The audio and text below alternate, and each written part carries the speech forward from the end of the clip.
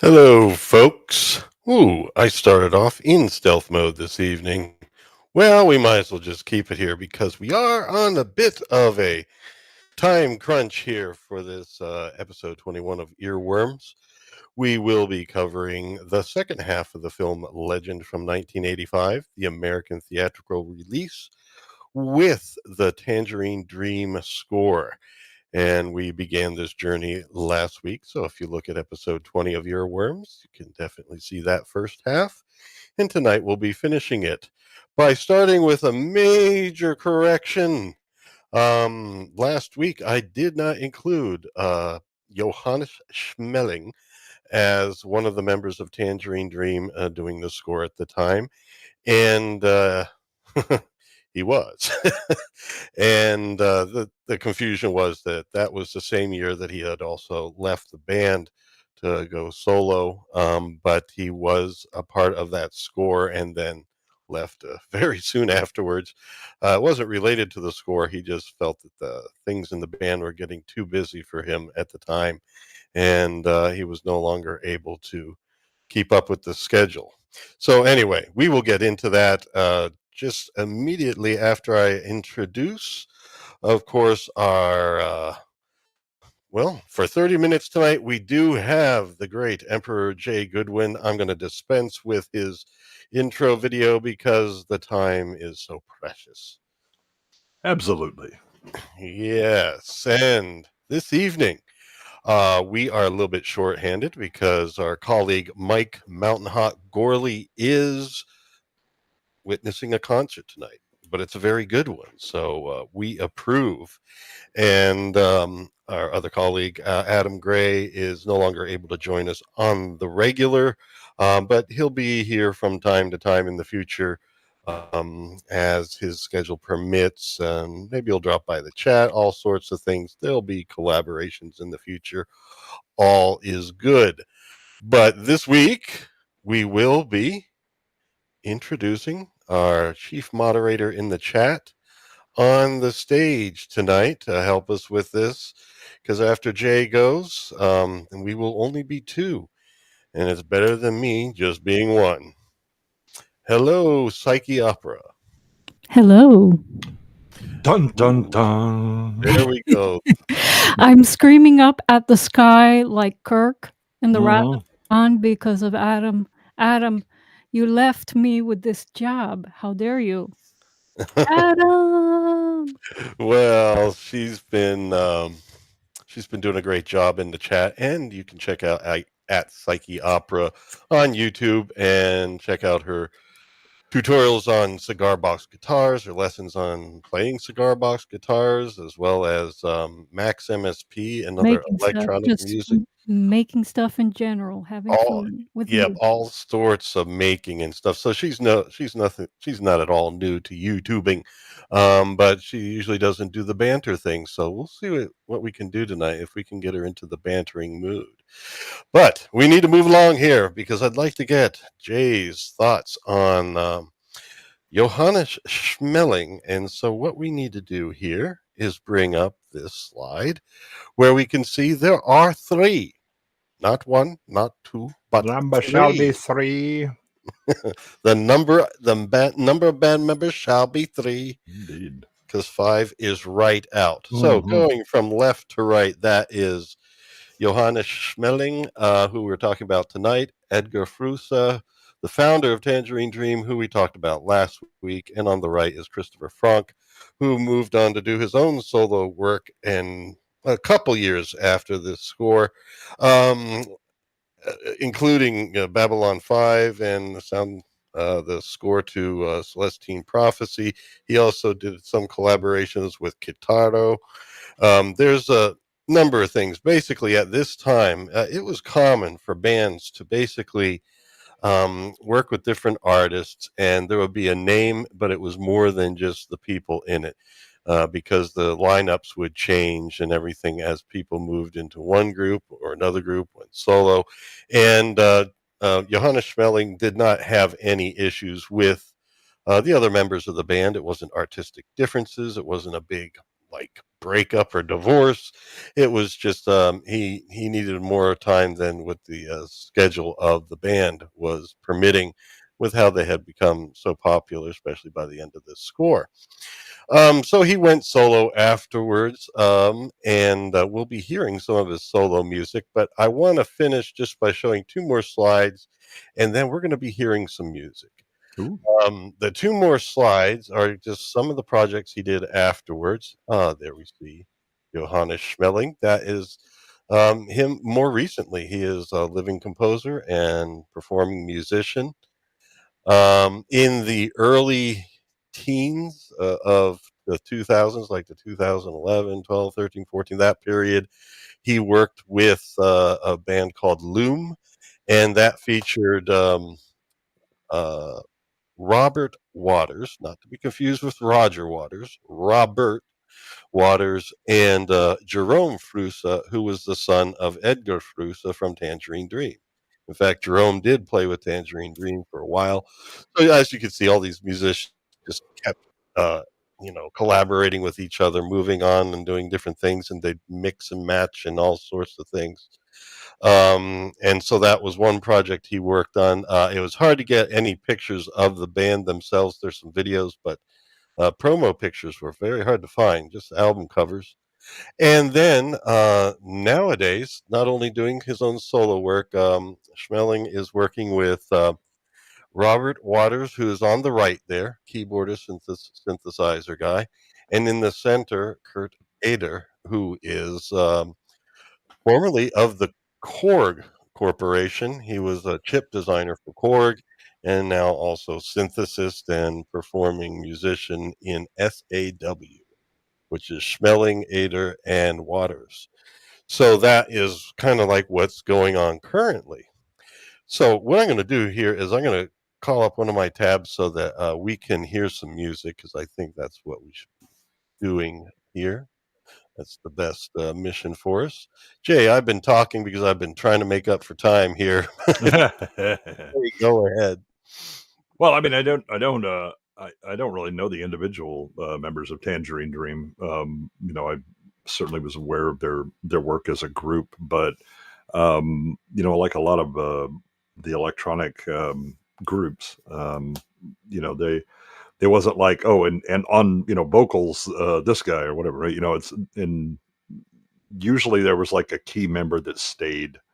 Even if you had a couple of them cycle off to do solo work or collaborative works. But I'm unfamiliar with Johann and his work. Well, we're going to hear a little bit of it now. All right. Now, the thing is, when you go to YouTube Music, I know many other people probably use Spotify and everything. I just want to warn you, with artists that are a little bit lesser known, um, you're going to have trouble finding folks like here. If we look at artists under the search, Joseph Schmeling, I'm not Joseph. I knew I was going to do that. I don't know. Somehow in my head, I kept calling him Joseph. It's Johannes. He has a listing here, but he was also listed twice. Of course, here they list Saw and Loom, so that actually is convenient. But you see this listing here. Before it was listed twice because it also had this page I'm on listed. So the grayish kind of icon, which is but in other words, you may find two listings and so forth, and you have to combine them together. What I'm going to do is play a little bit here so we can kind of hear some music. From what I remember, now YouTube Music is not the most convenient way to listen to music in the world, but at least it's something that is going to be free for us tonight and shouldn't have too much trouble. Although I seem to be having trouble now. Let's see here. Here we go. Oh no, that's some S.A.W. I wanted to do something back during the time that when he had just left. What do you call it? Tangerine Dream. And so I'm going to scroll over here and see what we can find I here. think you're going to have to hit more because that's from 2006. Okay. Well, some of these are anthologies. In fact, the one I'm looking for is the one that has the graphics that were kind of here. Here we go. This album at least, but no, that'll play a song. Let's see. Is there more for albums? Let's see. No, There yeah. we, So there you there go. we go. This is an anthology. This is from 1986 through later. And here we go. Weekend Riet. This is actually the title of an album that he did in 1986. So this was right after leaving the group.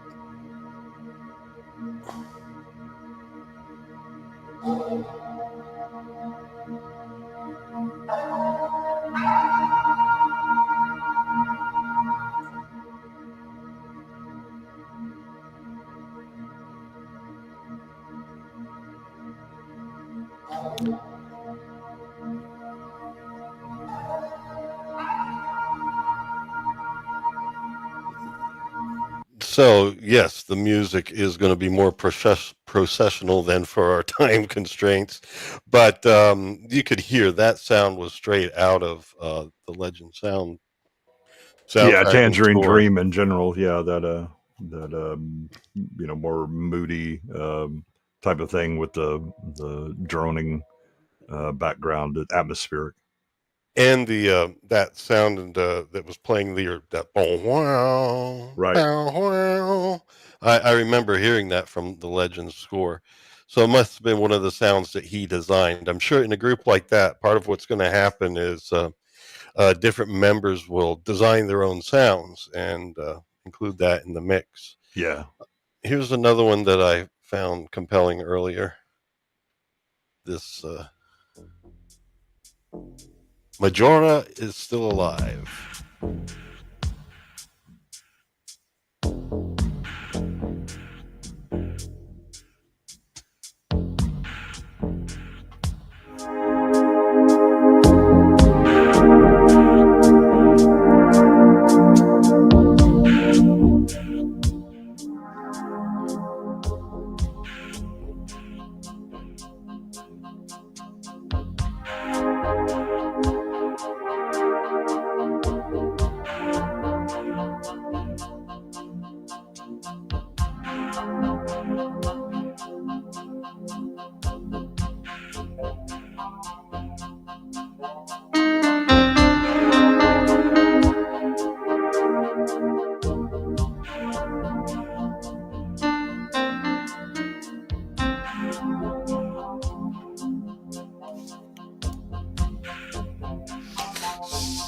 So I'll stop that there. Fortunately, we cannot play longer excerpts because of time constraints. I'm trying to do it so that we covered Johannes Schmoelling during the time you can be with us, and then when you have to depart, we'll finish the film. Yeah, Last one. that's kind of very much like a Jan Ammer Yeah. Miami Vice feel to that one. Oh yeah, yeah. And you know that different artists were probably hearing each other at the time, and you know, Yeah, and almost. also being influenced by the instruments that were coming out. You know, you can always tell when the DX7 suddenly hit, and everybody's doing that. But also the uh, the infamous Roland piano that suddenly started showing up in, in a lot of stuff in the mid to late '80s, and also into the early '90s when you got some even better piano sets. Also, Roland in the late '80s and early '90s with the suddenly world music, Mm. and oh boy, you could just hear something and be like, oh, I see you bought some new rolling gear. Okay, Yeah, definitely. So this is called Images and Memory. This is an anthology that covers 1986 to you see there 2006, and there is another one that's not on YouTube Music, so I can't play it here, but it's called Early Beginnings, and that covers some of the music he composed between 79 and 85 while he was in Tangerine Dream. Some solo works he did that weren't on their albums that he put in an anthology later. He didn't release it till 2008, but it was some of his early music. His first album after Tangerine Dream was Weavend, Wivend, Riet, Riet. But soon afterwards, he went back to using English titles for a lot of his albums and stuff.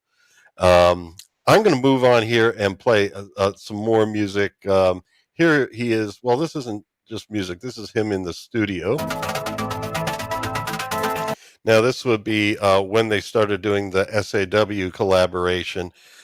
He speaks a bit in German here, but I think we'll be able to catch some of the at least for the beginning of it, some of the meaning. So here we go. Gentlemen, 81 people are now watching the stream, just How all of many? a sudden. 81. Wow, I don't think we've 81. had so many viewers. Yeah, Brownie may have just finished and redirected everyone in. All right. Well, Even we so, welcome you all. Well, folks, just so you know, Wow. we are kind of rushing here because Emperor Jay Goodwin, who I'm sure many of you know, needs to depart shortly. And the rest of the night, you'll be here with myself, Wayfarer, and Psyche Opera, my lovely wife. We are looking at Johannes Schmoelling, who was a member of Tangerine Dream during the time of doing the Legend score, and we'll be proceeding to the second half of the film Legend right afterwards with some clips and stuff. But anyway, now that you've been caught up to speed, let us hear a little bit from Johannes Schmoelling. Now, this will be in German, but we'll navigate our way through it a bit.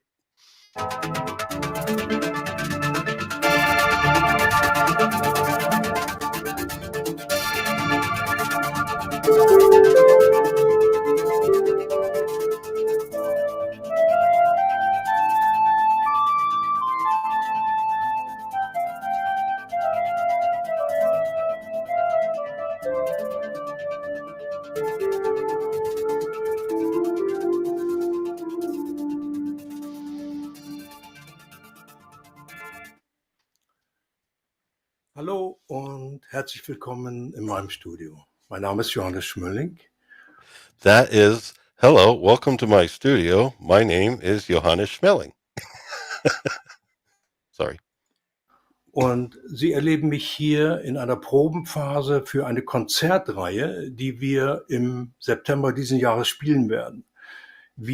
They're talking about some of the concerts that are coming up. Basically, this is during the time where Schmoelling is performing with Kurt Ader and Robert Waters in a group called S.A.W., and they are active in performing around Germany. So if you live in Germany, might want to check them out. Wir sind die Band S.A.W., Kurt Ader, Andreas Merz, Robert Waters und ich.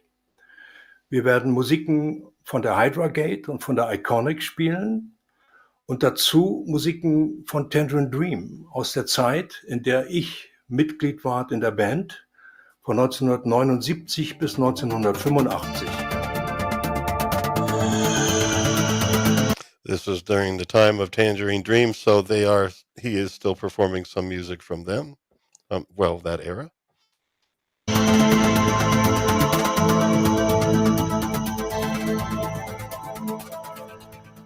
Bei unseren Konzerten im September werden wir den Tangerine Dream Set mit Tangram eröffnen. Als wir uns im November 1979 im Studio von Christoph Franke trafen, Edgar Froese, Christoph und ich, da stellte uns Christoph diese Sequenz vor. So, without going through the rest of the announcement, I just wanted to use that as a segue. We are going to hear some of what S.A.W. Does produce. And first of all, before we get to them, we're going to look at Loom, his project before with Edgar Froese and Robert Waters. that we mentioned before.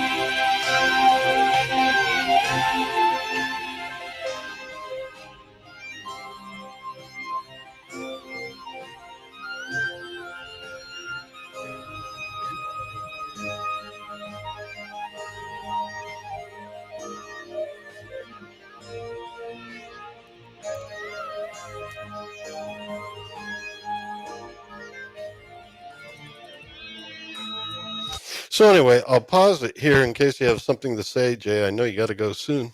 Well, I know the man very much loves his Roland Juno because we've seen it twice so far. There was a composer sent behind him in the studio shot, and it looked like he might have one there, but there's a Yamaha that I wasn't quite able to identify yet. But yeah, the sounds are very much isn't gone like later electronic and trap drum and all that stuff. It's still very much ambient sound, and there's definitely some techniques that are newer than like when he was with Tangerine Dream, but you can definitely still hear the that kind of fundamental philosophy behind Yeah. it.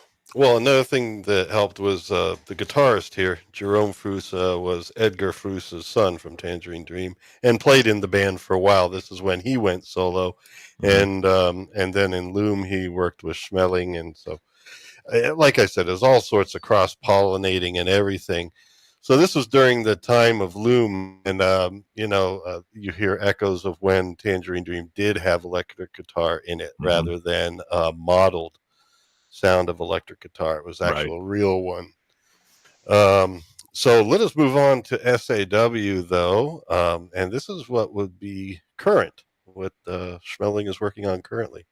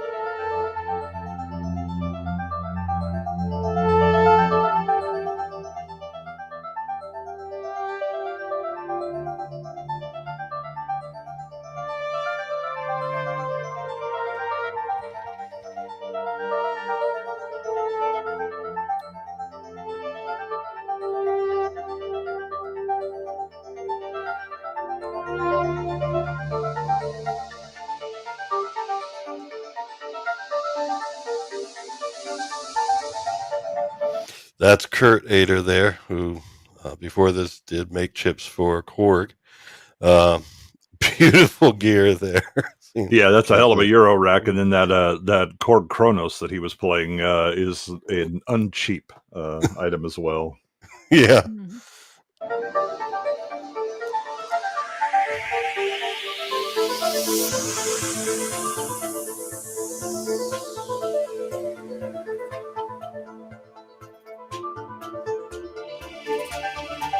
I love their video art as well. Did they produce their own video work? I'm sure you're being obscured right now, so go ahead and say what you were saying. No, just asking. Beautiful video backdrops. Did they produce their own video work? I see a name listed with their logo, S.A.W. That towards the end it's Mertz, and I believe Mertz is the video artist that they have, because there's only 3 on stage, so I think that 4th name is for the video artist. Well, I know Mike is going to love that the video art, and look for it soon in some of his videos. the clock tunnel he may be trying to reproduce. Yeah. Cool Okay, beans. I'll rip that off.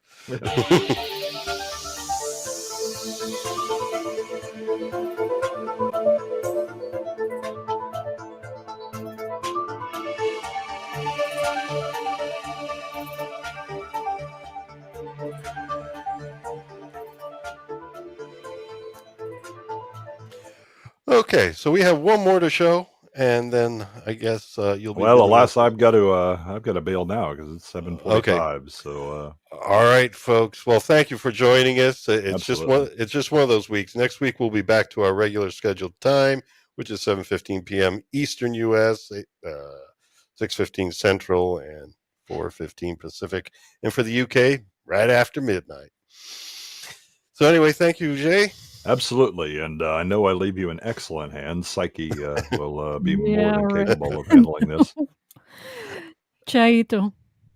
Okay. I'll see you later, guys. Bye. Ciao. So what have you been thinking so far from hearing this? Because first of all, just to make sure people know, Psyche Opera here, my wife, Liza Sahido, founded the Psyche Electroacoustic Opera Company. And that's when we were working with electronic music, video mapping, lighting, and all sorts of things for a full, well-rounded multimedia art experience. And when we were in Miami, we performed a number of times. And when we moved up here, we're currently working on converting our garage into a performance area where we could do not only live streaming, but in-person performances for people that want to just come to our property, enjoy the woods a little bit, and maybe see some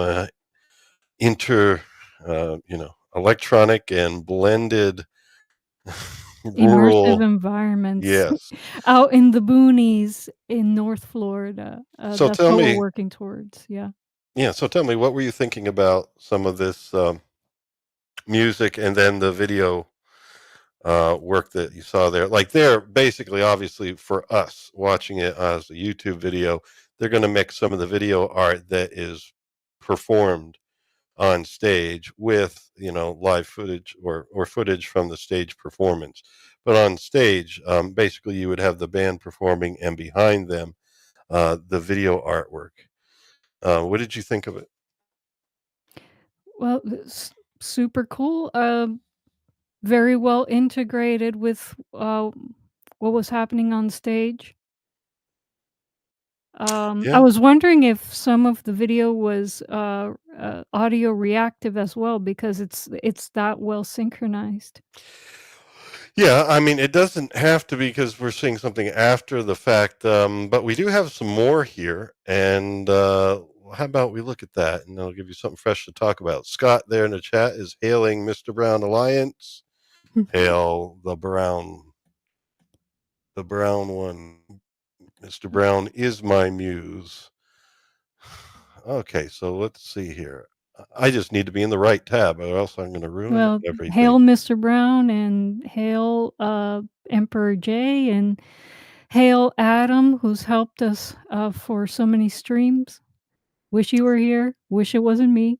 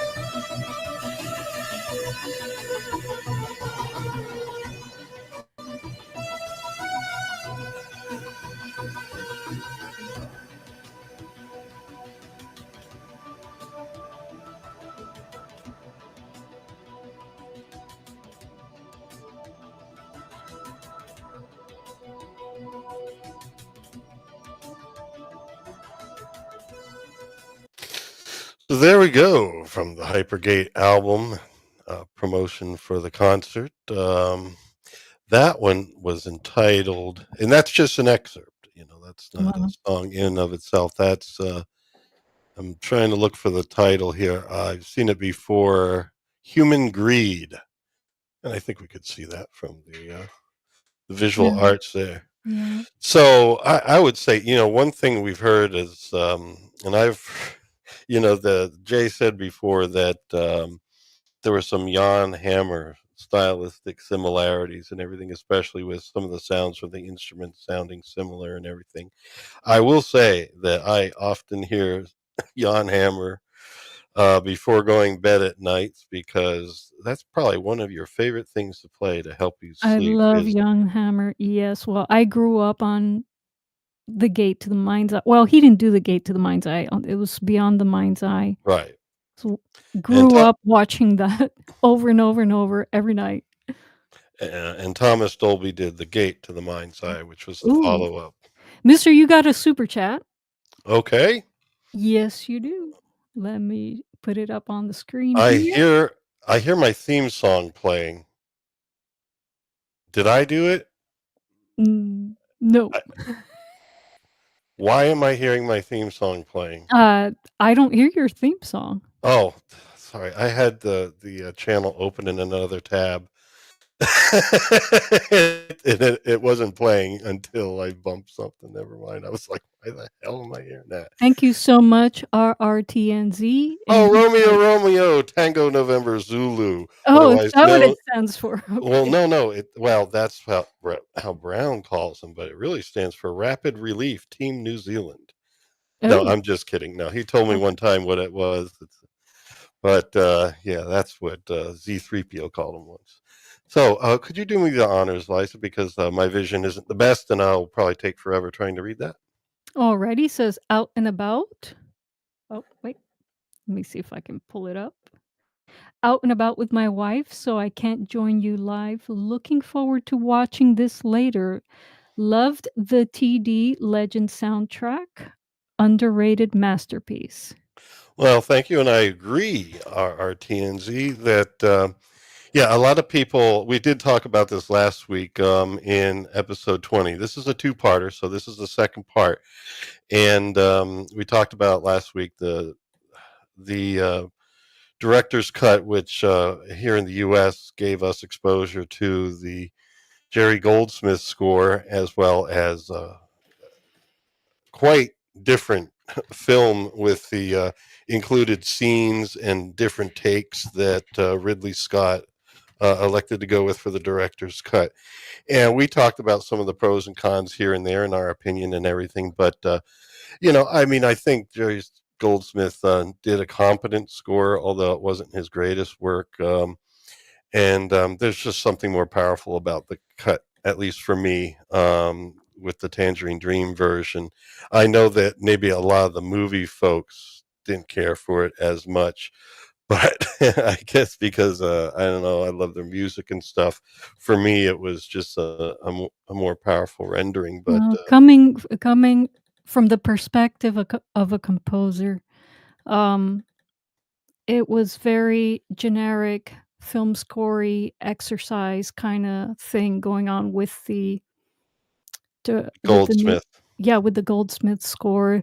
The beginning, you had, trite, film scorey Debussy, not even, you know. And, don't be afraid. Don't be afraid. No, no, no, no, no. It was You speak your mind with me, you can do it with other people. no, it's hard with so many people listening. What, we got 71 people watching? That's Yeah. amazing. I've never seen the chat I so mean, I'm big. respectful about because Jerry Goldsmith is a great film composer and did Yes, not to take that away from him, and who yeah, knows what like I he's mentioned doing it today. last week, in Star Trek: The Motion Picture. I know some people felt it was slow, but that moment when Kirk is flying to the Enterprise, and we're seeing this full 360-degree perspective of the Enterprise as he's flying over to it and going around it and inspecting it. It was just the music was beautiful at the time. And we don't know the whole story because, like Jay mentioned last week, maybe Goldsmith got some cuts and stuff. He Right. composed what he composed. You don't know how much he was able to lock into it and so forth. And as we go into Legend, we are going to talk about that more because I do have some excerpts. And of course, we did the first half last week. Well, I'd hate to yuck other people's yum, and so, I try to keep my opinions to something that's, well, try not to keep them subjective. Try to bring some, objectivity to the table as to why I think the Tangerines Dream score is better, but, off the top of my head, the one thing that struck out at me right away was that it was, an exercise in film scoring, and who do you touch upon when you do that kind of thing? Debussy, Holst, the regular lineup, and in a Mhm. very, um, cheap kinda way. But again, if you enjoyed the original score, that's fine. This is just my opinion, and, Yeah. as Jay said last week, there was good in that cut of the film. There were some good things in both cuts of the film that should have been combined to create a great, great masterwork. Yes, and I will be pointing some of those things out because I felt we'll be getting to it soon. But before we do, I just want to at least before we say goodbye to Johannes Schmoelling, is take a look here at the website because this is hard to find.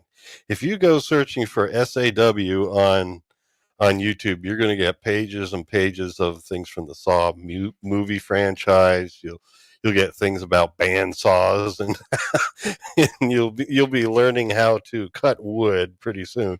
But if you want to find their page, the link is in the description, or you type S period A period W period. You need the periods in there. Electronic music, all one word with the periods included, and you'll find this page. Great stuff. I actually saw one thing that went up like about a week ago and stuff. So this is pretty current stuff. And here at the bottom, these music videos are beautiful things. They're excerpts, but they're beautiful things to look at. And if you are in Germany, definitely time to check them out. So, should we play one more? Do you think one more before we start the film? Yeah, go ahead. Okay. So I've been playing a lot this week. Let me just make sure I don't play one I already have. Do you have that one I have? I think we'll do this one for sure. I have not played this one. And we are going to enlarge it. There we go. Howdy to everyone in the chat. Chat's on fire today. Keep it coming, guys. I need to unmute it because I've been playing things off of my hard drive thus far. Oh. No, it's just.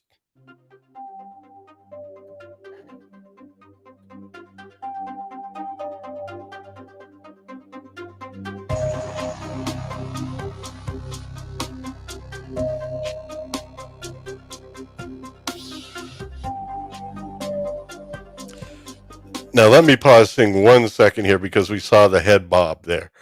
This is why there is video art interlaced with electronic music because otherwise you just have some folks there on stage, kind of like head nodding, playing keyboards, and and that's how it can often look. You need that video art there to kind of like also to tap into whatever you're trying to express with the piece of music, whatever you're trying to say, to highlight that for that piece. You want it to flow and flourish and grow, and a lot of times you just need more, because musically you're doing what you're going to do, and it's not going to necessarily look as exciting to the viewers. So yeah.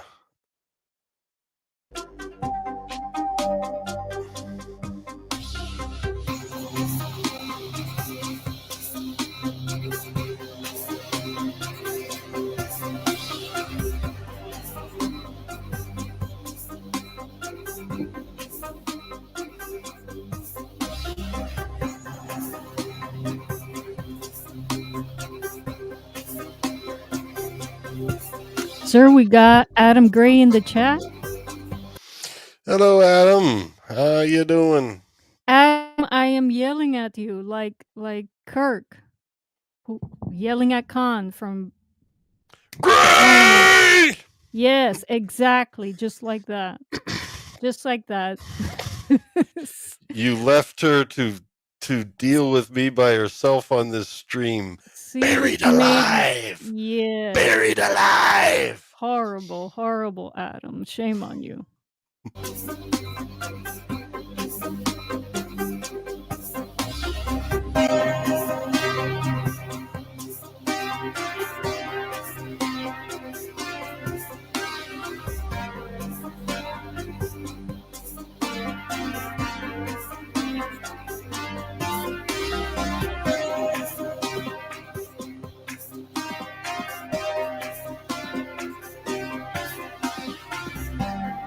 I need glasses like that, man.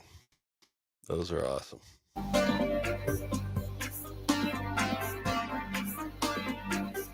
Enjoy your yard work, Adam.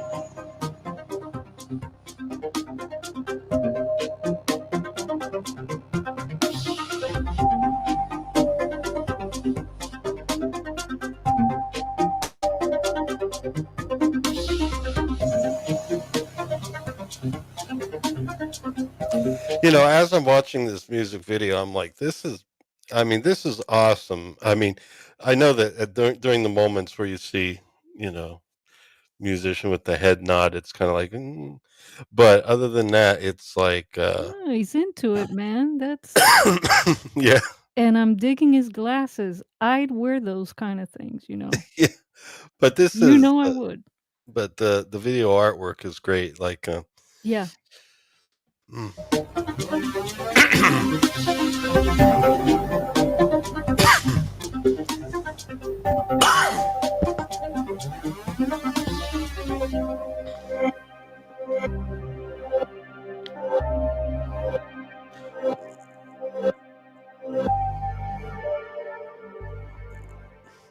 I love things like that last scene where you kind of make things seem like they're alive, you know. And all right, so let us move now to the second half of Legend. If you weren't with us last week, it is worth a watch to see the first half of the film, as well as talking about a little bit about the other two members that were in Tangerine Dream at the time, and just admit the fact that I forgot that. Well, not forgot. I didn't know that Schmoelling was still in the group at the time, so that's why I made it up to him this week. But as of last week, we mostly talk about the other members, and then go into a slide through of the film, which we are going to continue right now with the second half of the film. And we're going to start with this right here. Boom. There we go. So anyway, this is where we left off. I'm not going to summarize the first half of the film. Folks just need to watch it. I'm pretty sure most of the people watching right now did see it, and may have seen the director's cut, or maybe the European version that was slightly different than the director's cut, but had the original Goldsmith score. This is the point where they're about to go off and look for the unicorn mare. The male unicorn is in stasis at this point, but the mare is what they're looking for. The alicorn, which is the actual horn of the male unicorn, so that they can basically bring the male or stallion back to life. And they also want to find Lily, who was the princess in the more European version. References to the princess were kind of like cut off in this version. It was mostly entirely. she was just Lily. And so they're about to go and see what they can do about it. They're going to follow the goblin tracks. And so here we go. Let me see if I can find my arrow keys. There we are. And there, now this was described as the tree in the film. It's basically a lair where in the early times when darkness was throughout the land, because that's the way it was set up. Darkness was throughout the land and the land was void. And during that time, this is where the evil used to go to do their evil things, so to speak. And it's called the tree. But I guess what it is a giant tree stump, kind of. Definitely very ominous and evil looking. Um, and so that's what they've come to. In other words, they pretty much got to where they were going pretty quickly. Although they're going to have to deal with the front gardens a little bit here, as we'll see. There's Jack throwing away the torch. Um, I guess he feels at this point we don't need light anymore. I don't know, but he threw away the torch. Or it was, this swamp looks like it might be a little bit gassy, and we don't need a fire starting, as one often sees in swamps, especially in Minecraft. I don't know if you've done some Minecraft. If you're out in the swampy areas and you see some fires there, that's what's going on. They happen a little bit here and there in Minecraft in the swamp regions, and you got to watch out for that. Let me tell you, fire can ruin your day. All right, and so here we are moving through the swamp, and we see some of the Ooh, a burble dog. glurps. Yeesh. Yeah, well, also, here, this slide going into the next slide, it's probably hard to tell, but there's a little bit of movement in the water, which I can't show in still images, but there's something beneath the water. Now, is it going to be something like we had in Lord of the Rings when they were going into Moria, speak, friend, and enter? Is it going to be like that? We'll Oh see. gosh. There we go. Look at that. Glurpy stuff. I don't like swamps. Too icky. And there we see looks like the dock or whatever. You shouldn't have moved to a swamp then. And basically, unfortunately, this guy doesn't like it either. I think it's Brown Tom, or is it Screwball? Probably Screwball. And he's like, you don't like it? Guess what? You go first. It's best to be quiet whenever you see something like that. And he's like, you're going first. So there we are. He waddles off onto this log. And then he's, kind of like looking down below, doesn't want to slip in. So he starts crawling on it a little bit, which brings you a little bit closer to the water's surface. Oh, and there are the shoes. Look at the attention to detail. Look at those shoes. Little elf shoes. Aren't they nice with the little curls in the front? Yeah. All right. So anyway. Sorry, I'm not good at this bantering thing. This is like not my thing at all. I'm still yelling up at the sky. Oh, don't Okay. worry. I don't think Jay would have said anything about that either. He's like, moving on. Uh. There we go. And so Gump and Jack are there watching, because we saw that Screwball made it across. And then, ooh, a little bit of splishy splashy and a little bit of, I don't know, disgusting stuff happening, and they run out because they want to rescue their screwball. And there's just like, oh, what is this coming out of the water here? Oh, that's pretty nasty looking.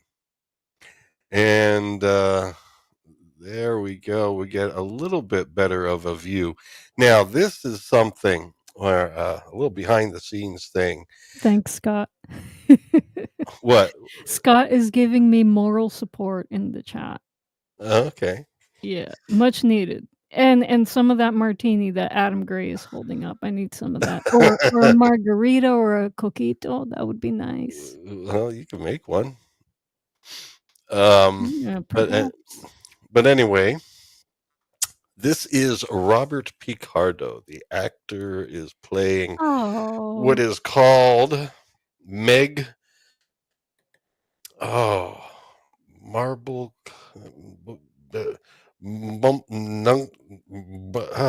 It's Does she Meg. have a last name? She doesn't. It's Meg something Knuckles. It's like Oh. Marble Knuckles or Mubble Knuckles or Merble Knuckles. It's something like that. No, there is a last name, and she does say it at one point. It's hard to understand because Picardo was really into the role, and he was like speaking something fierce there. But like when she rises out of the water, I remember there was like something about the foam suit, like there was some foam in it, and it kept squirting, and like all this water would be dumping and pouring out later, well after she rises out. But they kind of liked it and went with it. But there you can kind of see the face. The doctor from Star Trek Voyager, as well as many other things. And I see a number there. And you know what numbers mean. That means it's time to play a little bit of a... Adam says it's Knucklebones. Knucklebones. Yes. I was like saying mumble knuckles or something. I knew it was not easy. All right, and so we're going to hear a little bit of music here and a little bit of dialogue, I believe.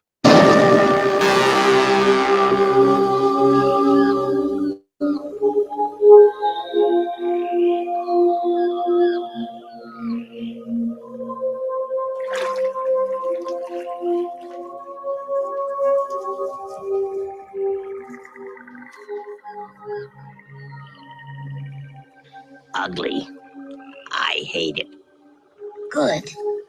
You go first. Why always me? Go.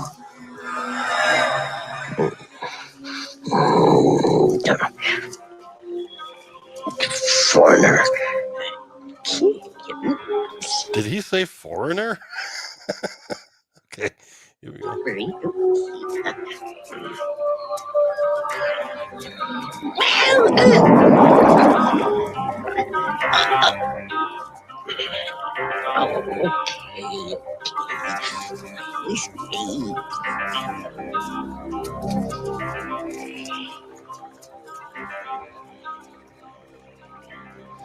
Now, I want to point out something because of what we've been hearing there. I apologize to folks, but you know, this is YouTube, so I'll be playing some video clips, but we got to be careful about how long they last. Otherwise, your stream just gets cut. And then if you proceed, you get a strike and all that. Adam knows a lot about that. We're trying to avoid that here. So, you know, you don't see on screen what's going on, but from the slides, you tell this is where Screwball's about to go walking across the log there through the swamp. And you hear all these sounds in the background. Those are also, I believe, Tangerine Dream, because in the first album after leaving the band that Schmoelling released, there was a piece called, it was on Wievend Riet. It was called Wievend Riet Part 1, and it had those types of sounds where it was synthesized like swampy, foresty sounds, but more, in this case, more swampy-like. So those sounds that are part of the sound design there, I believe, were synthesized. Wow, that's incredible. I made it!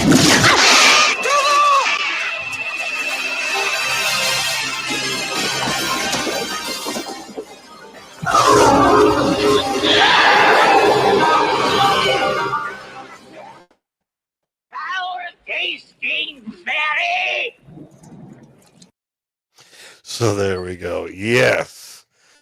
Yeah, that's impressive. It's one thing, recording and processing something to get, you know, the sound effects you need for a film, and it's another thing to synthesize it from scratch.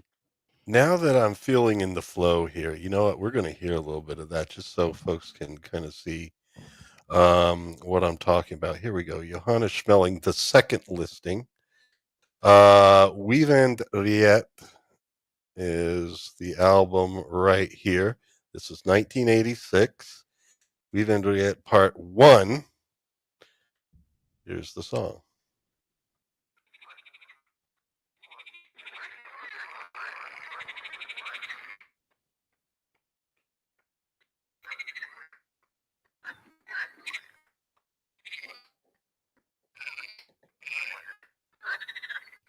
Tell Barbara we said hello, Adam. Yes. Thank you, Adam.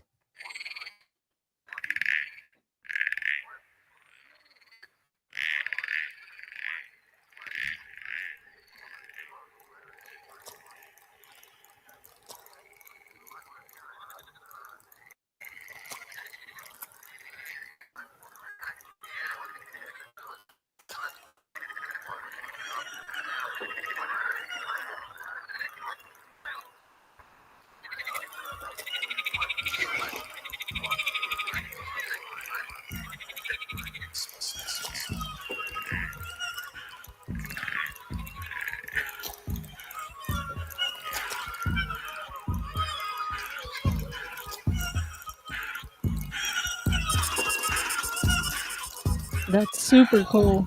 Yeah. Oh, man.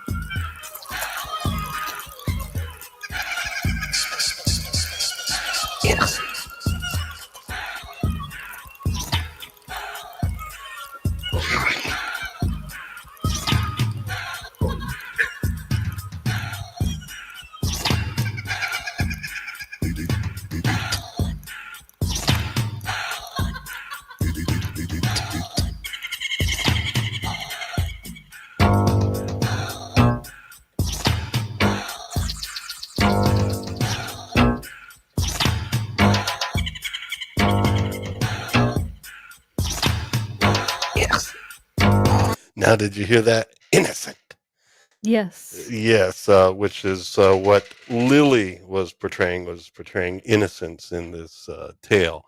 And so I have a feeling this track here were some things inspired by that film because he had, he had worked on that score like 1 year before this album was released. Or maybe it's contained some things that were going to be included and just weren't. Probably because it's a little weird for the film.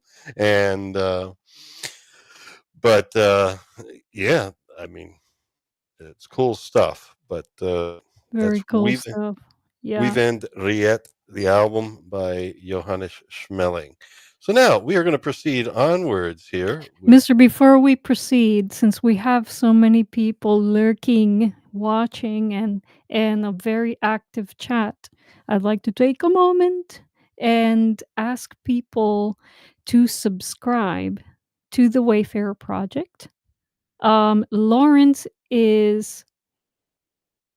he has his 4,000 views, and all we need is 1,000 subs for him to be fully monetized here on YouTube. And we want to be, goodness gracious, how do you say? When we grow up, wanna be rich. we don't no, not rich. No. Well, that's not going to happen. We but- want to make an independent living as artists when we grow up, so we need your help. In order to, and one of the things that's going to help us reach that goal is for us to reach 1,000 subscribers here on the Wayfarer Project. So if you could please That'll just be one of many things. Also, check out Psyche Opera at Psyche Opera. My wife builds some damn fine cigar box guitars, and that's another way in which we basically thank you, Aliana Blue. Thank you. we try to take our passion and do stuff with it so that we can be working in an area close to our hearts. That's the idea. And Yep. so thank you very much. And if you could hit that like button, that also helps. Just little things that don't cost you anything can really make a big difference in the way this YouTube algorithm stuff works. So anyway, you could see here in that face a little bit of Picardo's face, a bit, just a bit, you know. Do you think they modeled Meg after him? I don't think so. Well, it wasn't so much modeling. It's just when you're putting prosthetics and things on, it's going to have a little bit of the original face there, a little bit, you know. Well, Um, I didn't know that he was actually in the scene. I thought this was some kind of animatronic thing. no, what I read about was he had prosthetics Oh my and all god. sorts of things. So this was him and him acting, and definitely could hear it in the voice. But him struggling with his own suit also became part of how he moved, and it actually worked out. That is wild. I can't imagine. Thank you there, Eraserhead, with the timely link for Psyche Opera. Now, Thanks, cool guys. cool points here. You know, seeing these bony green fingers and seeing the shiny shield there and drawing on it. It kind of reminds me. This is a point where in the at least the director's cut. I don't know what the European theatrical release was, other than it had the Goldsmith score. I don't know what cuts or changed scenes may be different between the director's cut and what they received in theaters. But at least in the director's cut, what was included there, I liked the extended version here compared to the American theatrical release, where there was a bit of a riddling going on here between Meg and Jack, and the whole thing about the shield and him trying to trick her with her reflection and stuff. I thought in the extended version that would have been nice to include, but here it is definitely more streamlined and faster moving, where basically he just says, "Oh, you don't plan to eat me, do you, ma'am?" She's like, "Oh, indeed I do." And that was just a great line. So anyway, I don't know if you had anything more to say, because Liza has seen both versions. No, like I said, I mean, I'm in agreement with everything you're saying. Well, yeah, this it's hard to see, but he basically whips out his sword, slices her, and she starts collapsing back into the water. So that's where he realized, "Ooh, I can do this." And please do note that Tom Cruise basically did most of the film squatting. Uh, his portrayal of Jack was definitely Tarzan Jack. Squatting in short pants. Yeah. But I guess it's all right, you know. Well, I mean, he's wearing armor on the top of his body. You think you wanna be fully protected. I don't know. I think they went too far with as you say, with the Tarzan thing. Hmm.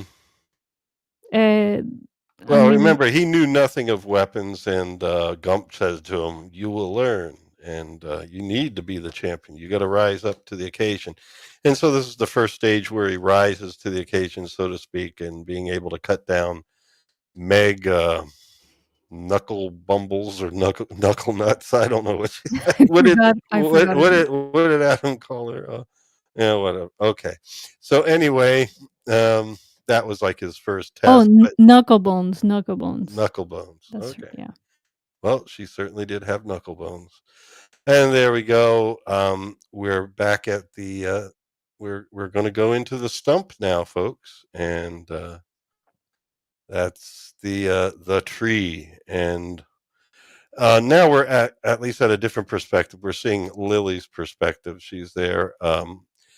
Now somehow it cut away when the goblins were about to take her and the mare unicorn. And so we don't see in what fashion they captured her, but we know that they did. But somehow, the unicorn's down there, chained up, and she's just kind of wandering around.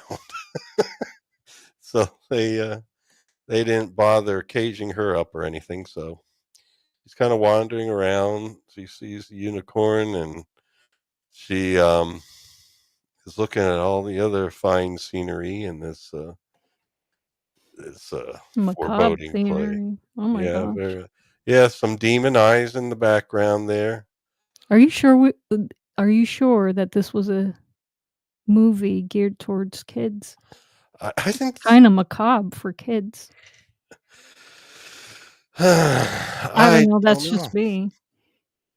It's hard to say. Maybe I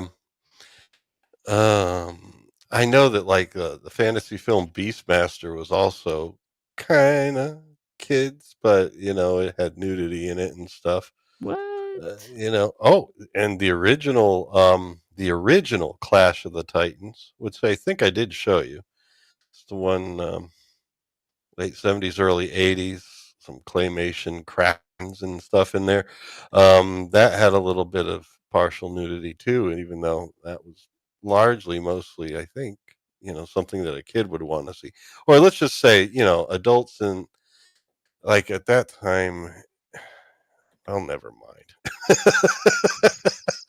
It's hard to say. Everybody that to me at that time, everybody that was an adult was boring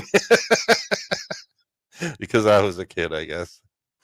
So perspectives could be wrong, but none of them would be interested in Clash of the Titans. Yeah, Scott agrees with you, Beastmaster was edgy. Oh yeah, Mm. especially the beginning, the birth, what kind of birth scene. All right, there we are. There's the unicorn. Mark Singer was in the Beastmaster and then went on to do the TV series. I know that was popular amongst those around my age at the time. So anyway, what are we doing here? We're walking through. Well, now we're going to see our heroes coming in. They're coming in through the tunnel there and sliding through. There's a lot of snow. I mean, that gump's got to be cold by now. And right here, I think it's Screwball, not Brown Tom, but Screwball that decides to take this stick and just beat the ground with it. And that made things kind of like unstable, and they kind of slip and slide a little bit. Looks like the ground's coming out from under them. He thinks, nah, it's stabilized, and no, not really. They basically start sliding down like it's some sort of Disney ride, just sliding through into. We're gonna see it now. Lots of sliding, lots of sliding. Are we sliding into an AI segment? Do you want to do an AI segment? I think the chat wants to do an AI segment. Oh, What okay. say you, chat? Yeah, let's see. I do have it. I made it for the series. I was just worried about tonight, Should we No, do? I mean, that's my Okay. favorite part of the stream is the Oh, really? AI oh, yeah. Yeah, you might change your mind after this one. Oh, Um, no, what did you do? we'll see. All right, but let's just say right here, Oh, we slipped into the cage, basically in the dungeons, and we will pick up with our heroes as they find themselves in the dungeons quite shortly. We are going to do a little bit of testing here of seeing if we, as animals, as Tim Curry says later on in this movie, we are all just animals, my lady. We want to see if our animal intelligence rises up to match or surpass artificial intelligence. And that is being brought to us by our cat Inga. Inga. The Hey, Inga. reliable AI is animal intelligent, right? Inga asks. Go ahead. I heard a breath. No, no, no. You Just breathed waiting in. I'm just waiting for the first, slide. Well, you breathed in. All right. So we're going to see here. Is this now? This is going to be a bit of a challenge here because is this a maiden with a unicorn print or is this AI art? In other words, did an artist, human animal artist, actually design this and paint this or otherwise make this, or did someone just type in maiden with a unicorn into an AI art generator? Those are basically our options here. Well, I'm gonna go out on a limb and say that a human painted this or made this. No, that's AI art. Wow. Okay. Well, it's one of the improved versions. I have two options that That's what I was saying, Scott. It's pretty good. Yeah. I have two options that I work with. One is Stable Diffusion, the easy diffusion, where basically you install something to your computer and for free you can just render images all you want. But they tend to have a lot of deformities, shall we say.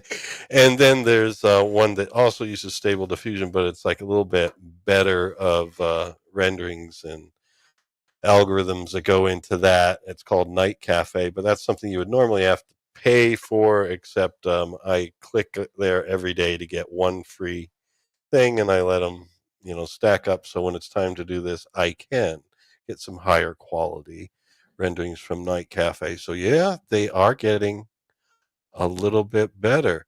Now, that in mind, what about this one? Hmm. I don't know. What do you think, chat? Oh, wait, of course. Chat's gonna get it right away.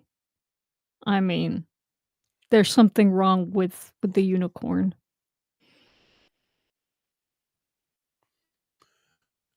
Anybody? I mean, that horse needs to be looked at by a vet. Yeah, I think it has a little bit of tumor butt. Yeah, poor guy. Yeah. Yeah. Yeah, that one was not as successful a rendering. No. Yeah, this was AI. Sorry, Scott. And so we go on here. How about this? Now, this, if you notice, this is the same angle at which Lily approached the unicorn in this film. And in fact, Oh, there yes, it is. is. Was this a storyboard from the movie? Well, I don't know. I'm asking the questions here. Was this AI Yep. or not? Well, actually, the only option is print or AI, really. This is real human art, I think. And I am having to look up something here.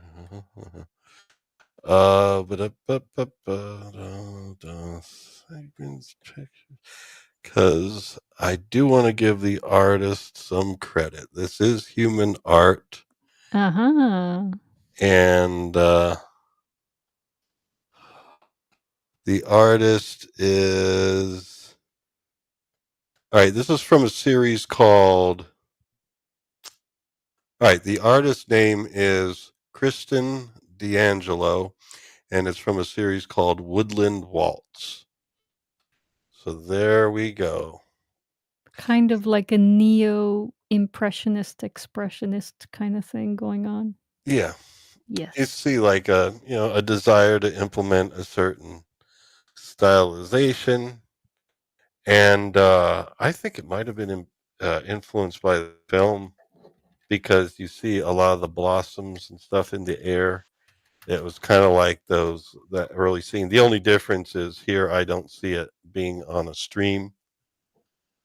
It doesn't look like a stream there, at least to me.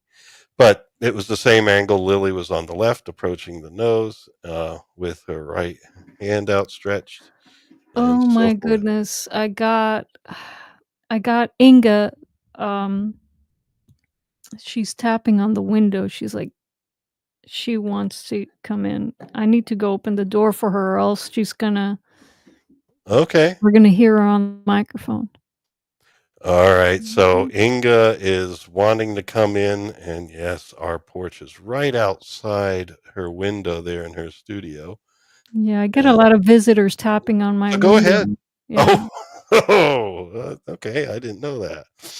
It well, you could tell them the story about the possum that started tapping on my window, asking for food, scared the living daylights out of Well, me. if you need to get Inga, go ahead I'm and gonna go. I'm gonna maybe go. just leave up a chat, and I could read it slowly. Ay, ay, ay. I'll be back. And she didn't leave up a chat, but anyway, let's see what we got here. What is she gonna see next? Oh, this is Tom. Yes, we'll have to see what she thinks about that Tom.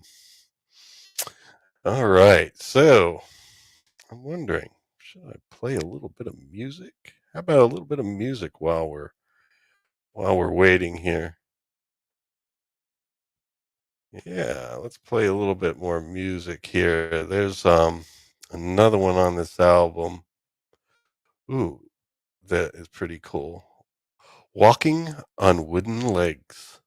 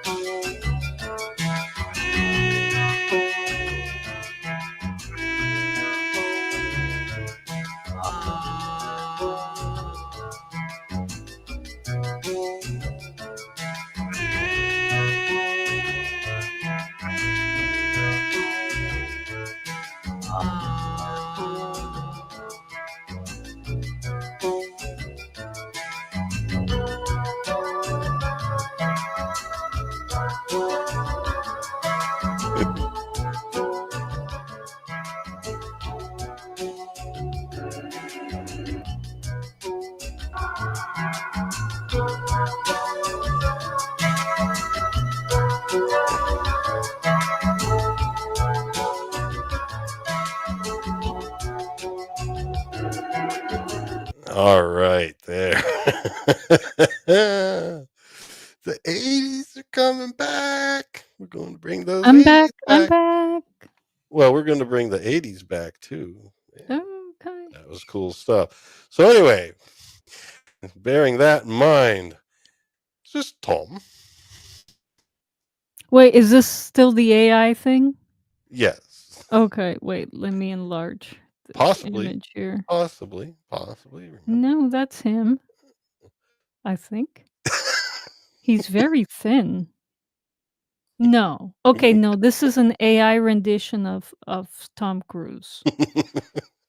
It is recognizable that it's attempting to do Tom Cruise. Yes. Yeah, but then you look at his rib cage and there's something wrong. Oh, around the mouth, Uh, is a little bit. yeah. Yeah, that's a little something there. All And right. then yeah, the How, CGI coat, how about this? that's not him. That's another Tom. Is it a That's real Tom? This is just some guy named Tom. Wait, no. Is it? Is that Tom Cruise? Gosh, I've been out of the movie scene for a while. I haven't seen anything by him in a long time. So I don't know. I Is don't know the what he looks. chat helping us out at all? I don't Let's see chat. What does the chat think? Scott says it's AI. It Yes, maybe. Dudes, I don't know. Well, I did find it on Google search. So this This is Tom Cruise today. Well, I don't know about today, but maybe at some point along the way. Okay. All right. Although, yeah, I'm not quite certain, Yeah, I'm but not convinced. but it could maybe a relative. Uh, I mean, you're the one with the Google search. Double check. okay, I'll Tell try us. again. Yeah. I'll try again Yeah. because this is terribly important. Um, Tom Cruise, and then we do um under images. And yeah, that could definitely be him because later in life he did certainly look kind of like that. And since this was a Google search originally, um, I yeah, mean, I mean he did age, and it just kind of went differently than I guess for yeah, yeah, it went differently, shall we say, the how aging process. how old is Tom Cruise today? Do you Oh, know? let's do that. Yeah, but don't do a Brave search.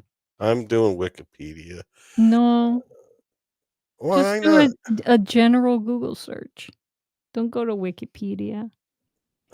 Well, you're welcome to do a Google search if you want. What the fuck is this? This is what we are up against. What? There's like some sort of protest shit on Wikipedia. No, they're just trying to raise money Oh, and okay. save their butts. Well, aren't they owned by Google? I don't think so. No, he was born July 3rd, 1962. So that would make him Adam says 60. 58, 62, it looks like. Well, you know what? He's not a bad 62. Well, that's if he is now. That could have been at 59. Who knows? He's not a bad 59 either. Oh, okay. Well, okay. So he's not bad. He's not bad. I wasn't saying it's bad. It just looked different. Like the aging process seemed to go more like sideways on the cheeks. But anyway, how about this? Halloween Toms or AI? Okay. I have to make this image bigger. Hold on. They're both AI. Well, sometimes you ask for Tom Cruise and AI decides to give you two, and you didn't ask for two. It just Yeah. does. Well, this is the shitty version. Remember, this is the stable diffusion version Right. that's free, Yeah, and there's a reason why. yeah. How about Mia Sarah? Is this Mia Sarah? It is not. That's not a real person either. Nope. It is AI. How about this one?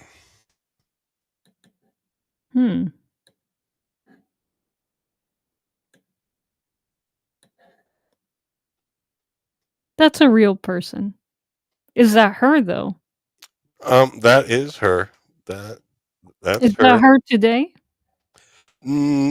I don't know about today. It's somewhere along the way. Remember, she was 15 at the time of making this movie. That would mean that she was born in 1970. So today she'd probably be 54. So depends on how much gray. It varies. Like I got an all white beard, but my hair is pretty much brown still. I'm two toned. All right, and then here is this Mia? No, definitely not. But you made those too obvious, mister. Well, I didn't make them. All right, so Well, I mean, you've selected images that are obviously AI. well, I mean, this is I think the best that Stable Diffusion at least could do. I Because think you're right, Adam. Looks airbrushed as F. Yes. and then here we go. Is this Mia and Tom at a Ren fair? Ew. Yes, it is. Maybe not at a rent fair. But Well, it was Mia and Tom doing a promo picture for the film. yes. What I is hear that I hear sound? some pounding and Yeah, shit. what is that? Hold I don't on. know. It's not me. Is that a cat trying to get in? One of our kitties must be trying to get into her studio.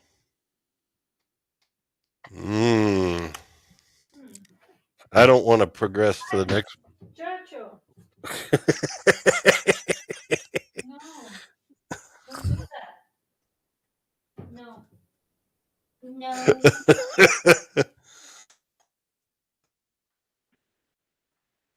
All right. Sorry about that, guys. No problem. What was Joser doing? He got into the bathroom cabinet after eating and decided he wanted to get out, but he couldn't Oh, quite yeah. figure out how to get himself out of the cabinet. Uh-huh. Yeah, that's what kitties do. And there we go. How about these two? Is that Mia and Tom at a Ren fair? Well, let me make this. No. No. Yikes. You can see it tried. Yeah. There's effort there. Yeah. What was that movie he did in the 80s? It was a race car driver thing. I don't know. Oh, Adam Gray probably knows if he's still around. He Although, is. isn't he mowing the lawn or something? No, he's in the chat. Oh, I thought he was like. Wait, he probably is mowing the lawn, but he could be doing that and chatting. I don't know. It was that movie, something. It was like after Top Gun, but he was a race car driver. But that's how he kind of looked then.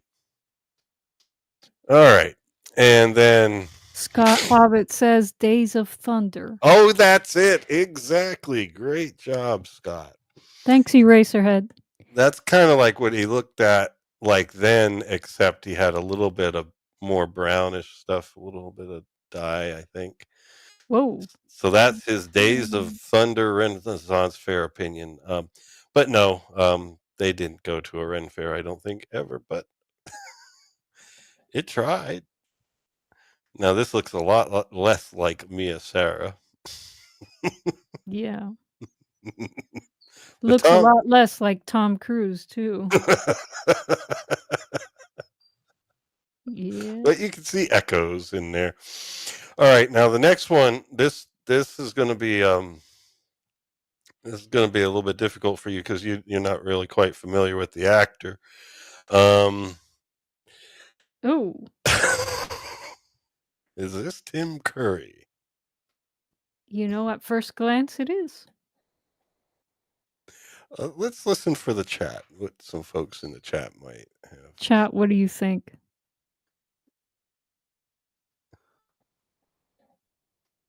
Thanks, Scott. You guys are. Well, remember really to flash great. it up on screen too. Yeah. Guys are really great. Yeah, hit the thumbs up. But is this Tim Curry, Scott? Adam Gray says, yikes.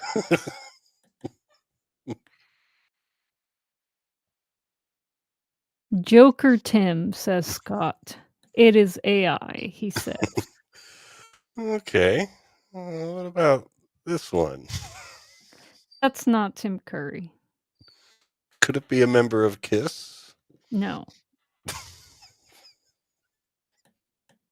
That's just some random guy that the AI generated.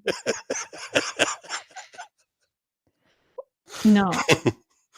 Now, the next one I am going to have to go through pretty quickly because I think YouTube might misinterpret what it is. So I'm going to go through it quickly. Well, don't display anything that's going to get your channel in trouble, mister. No, We're trying to get subs. By the way, if you haven't subbed, please sub. It shouldn't. No, it won't get me in trouble. I just don't want to spend much time on it. So everybody, if you want to behold it, it's going to be up for about 1 second, and then we'll move to the next one. All right. So the question is this Tim Curry? I had to make that one quick. Scott says, "Oh yeah, the second one is AI again." Well, we'll have to see what he says about the third one. Oh, okay. Ay. Because that obviously was male choice, but you never know. YouTube might just. It's not him. No. I'm still seeing what our chat has to say about The that. chat says nope. No. Okay. Nope. No, and all righty. And then we're here finally. I don't know why I have a fetish with Ren fairs, but are these real people at all? Let's see. Let's take a look. One in the middle, that lady looks a little bit like Elvira, kinda. The guy on the right there has some sort of ribbed armor thing that's a little bizarre. Yeah, I don't know what's going on with this AI. I mean, they really they can get things it can get things so right, and then you have these weird anatomy issues that Yeah. happen. It's like, why? Hands Yeah. hands usually are the issue. And then, we're back to them. So we're done, I believe. So, yeah, that is our AI section for this whole film. Yay. And, of course, we will move along now with the film. Here we go. We're back in the dungeon. Kind of a foul place. Look at that. Like haunted house time. There we go. Skeletons clinking there. And they find themselves having rolled into this cage. How do we get out? Yikes, how was this for kids? Oof. Oh my goodness gracious. Well, that one right there is Bungler.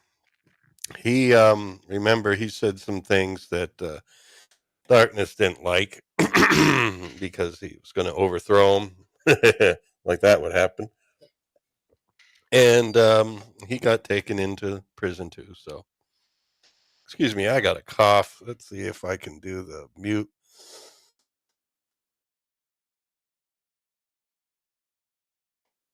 I successfully muted there. There we go. And so, anyway, Bungler is in jail with them. Different cage, but same block of cells. And they find out that I love that helmet. That's a cute helmet.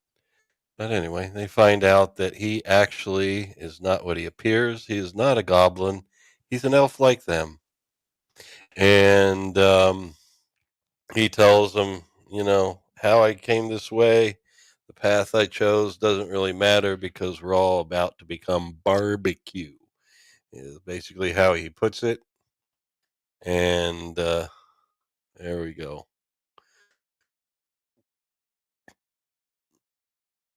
And then we see the prison guard is outside, just kind of walking around, and all the steam and stuff that they were putting out here. I think this is how the set caught fire. I think this is how they had a fire start in Pinewood Studios Ooh. just days before the ending of it, because in these scenes there's just so much hot steam just blowing that it's like, yeah, I think that might have had something to do with it. So everyone's kind of hiding under the hay as best as they can. But unfortunately, even though the other guys are trying to hide pretty well, the guard knew that Bungler was there. And so basically, we back up a bit, sorry. And Bungler basically is the one that gets found and taken out right about there. And so anyway, now back to our regularly scheduled lecture. Yeah, so they're laying there in the hay and decide, all right, we need to get the key. And Gump's there. And that was Tom or Jack that asked Gump, how about Una flies out and gets the key? But Gump's like, she's far too small. But Jack knows her secret. And somehow by knowing it and looking at her, he tells her, your secret will die here with us if you don't help us. And she turns into her fairy self, which kind of upset Gump because you're not supposed to keep secrets like that. But it's hers to keep, basically. So now she is wants Jack to give her a kiss. Give me a kiss, and I'll go out and get the key for you guys. And so they're waiting, they're hoping Jack does what she asks for, because otherwise they're all going to become barbecue. And he's like not sure about it. He's looking at her though. And then, ooh, she starts morphing into his Lily. And I know that I have a little bit of a cue here. So when the cue comes, we're going to actually play at least the audio from this, because the audio was very good. Because you hear the theme switch as Una basically. Did Una have a motif? I don't remember. No, Una put on the glamour, shall we say. That's what it's called, the spell where she appears as someone else. And she Oh, appears so as you Lily. mean yes, but you mean that Lily had a motif and it appears now. Well, yes. And basically it's going back to the beginning when she was frolicking in the woods. And, Tom's about to kiss her, but he's like, no, you aren't real. It's more fairy magic. And so he did not. Fairy glamour, Yes. according to Scott. Yep. And Scott is right. That's what he said. That's what he said? Mm-hmm. Or what is that from? That's what I said? Some I don't song know. that has that in it. Oh, yeah. Remember, those Star Wars spoofs by Bad Lip Reading? Oh, wait. Yeah, it was like In the Bushes of Love. Oh, yes. Okay. In the Bushes of Love. Guys, you got to check out the Bad Lip Reading of Star Wars. Oh my god. Yeah, The Bushes of Love. It's like, and she was waiting in the bushes for us. No, it's like the part where he's talking about in the bushes of love. Your dad and me, and it drained into the floor, so I had to change them. Something like that, and the that's what I said. Never mind. All right, I can't. I wonder if I could get away with playing it. Oh, you should. I mean, the worst that'll happen is, your video Loses monetization. You loses monetization, but really, you're not monetized yet because you don't have those 1,000 subscribers. Yeah. Guys, We're gonna please go for that. subscribe. Bad Lip Reading. Please Bushes subscribe. of Love. Bushes of Love. Here we go. Mm-hmm. We may have to pause along the way. Oh, shit. You get to see North Florida commercials for a politician. There we go.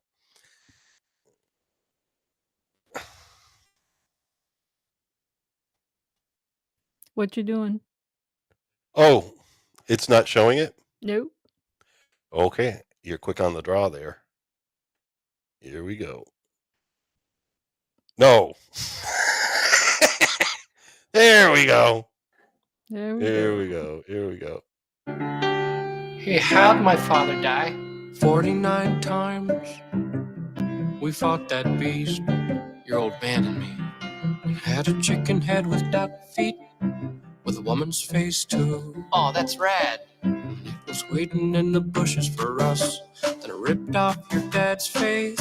He was screaming something awful. In fact, there was this huge mess and I had to change the floors. The floors? You see his blood, it drained into the boards and I had to change them. But we all got a chicken duck woman thing waiting for us. Every day I worry all day.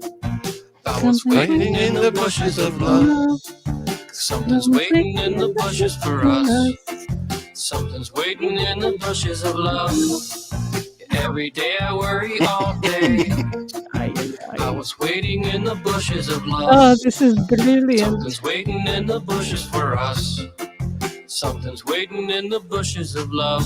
Yo, never knew my dad, he didn't care about me. Dead horizon is all my macro binoculars see. Moisture farming all my life and not a drop spilled. My aunt and uncle double sons and sipping blue milk. My aunt and uncle double sons, I'm sick of blue milk. But then a desert hobo came and told me we all got a chicken duck woman thing waiting for us. I could pause it a little bit here, but man, when was this that we first saw this? Was like 2014? Yeah, Like a while yeah. ago. I think even before we got married. No, that wasn't that far. Yeah, I No, think no, so. no. No, I think this was around 2014. Well, that's the year we got married. Barbara Lawrence says, just got back from the grocery store and I walked into this. Yeah. Well, here you go. Here you go. guys gotta check bad lip reading for Star Wars. This is called Bushes of Love. So Bushes of Love. here we go. This is for Babs. Yes. Every day I worry all day. I was waiting in the bushes of love. Something's waiting in the bushes for us. Yeah, something's waiting in the bushes of love. Every day I worry all day. I was waiting in the bushes of love. Something's waiting in the bushes for us. Something's waiting in the bushes of love. Hold me when I open like a flower. Hold me right. Yeah, I ain't had to bake for a girl in a long time. A long time. I think my cooking's awesome. I've got her picture in my photo wagon. I keep it poppin'. Yeah, she'd probably love to honky tonk. Probably love to honky tonk. That's what I said. That's what got us into that. Is when I heard "That's What I Said" in my head. That little piece of the song. Just that. I wouldn't have made a very deep connection with this song, Mr. That's what I said. I used to ride across the desert, you know. I used to glide on my speeder, faith that I don't find, but I don't want to find. Waiting for me around the corner, oh no, waiting for us. I used to ride across the desert, you know. I used to glide on my speeder, faith that I don't find anymore. Crispy bodies by the door. Oh yeah. Adam's like, I don't remember this part of Legend. 49 times. Yeah, it was 49 times. And now it might be waiting for you. Could be hiding behind that scrap pile. It's just a big cow. I know you really want someone to hold you, but we all got a chicken duck woman thing waiting for us. Yeah, every day I worry all day. I was waiting in the bushes of love. Something's waiting in the bushes for us. Yeah, something's waiting in the bushes of love. Yeah, every day I worry all day. I was waiting in the bushes of love. Something's waiting in the bushes for us. Yeah, something's waiting in the bushes of love. Yeah, every day I worry all day. I was waiting in the bushes of love. Something's waiting in the bushes for us. Yeah, something's waiting in the bushes of love. Every day I worry all day. Hey, Mike Gorley. I was waiting in the bushes of love. Mike is in the chat. I had a dream. This cute girl kept kissing me over and over. Oh, yeah, well, there's something I gotta tell you about her. But just remember. Yeah, that's something that might be a little important. There was a lot of sibling kissing in Star Wars. Mike Gorley's in the chat. Yes, he is. Does Mike want a link? He says, Hey, y'all. I'm home and heading for bed. Okay, I guess he doesn't need a link then. Best concert would Beyond Words. See ya next Sunday. All What the right. hell you guys doing? Never mind. I gotta hit the Well, bed. this happens. This is what happens when, we're understaffed. Yes, Mike. Yes, that is the problem. We cannot be understaffed next week, so Or else it'll be more bad lip reading. I'm blaming you, Mike. And Adam. I'm blaming you both. So anyway, here we go. We're going to play what's on screen now. Here's from the movie Legend, and this is the sound of the scenes we saw. They're in the dungeon, and the fairy is going to try and glamour him, and we get to hear the change in theme when Lily is the presence he sees before him. All right.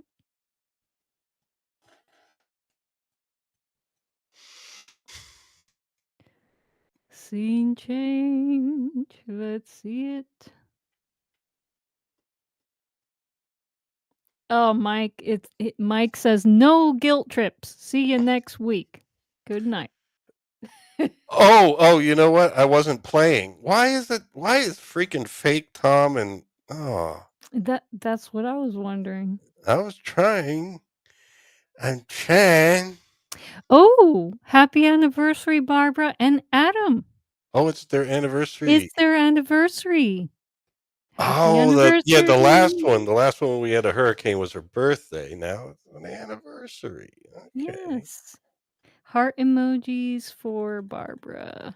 Okay. Yes. Now I can actually play this. Go for it. Oh boy, one of these days I'm gonna get good at this. Una, but she's much too small. Could never lift it. Our secret! Our secret will keep forever in this grave if you don't help us. You promised! Shh! You willful sprite. How dare you keep such secrets? They're mine to keep.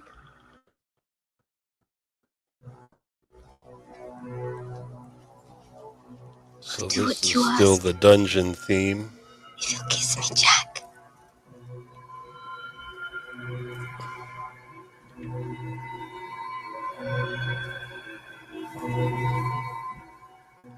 Easy enough.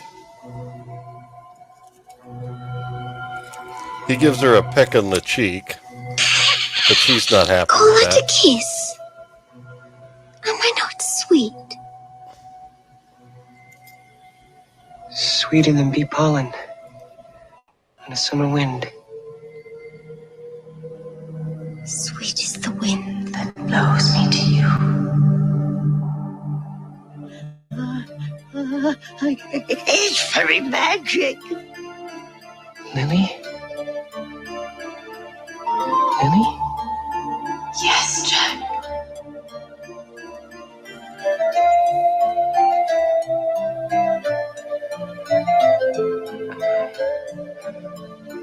This isn't real. Oh, it is. I'm warm and alive and want to be in your arms.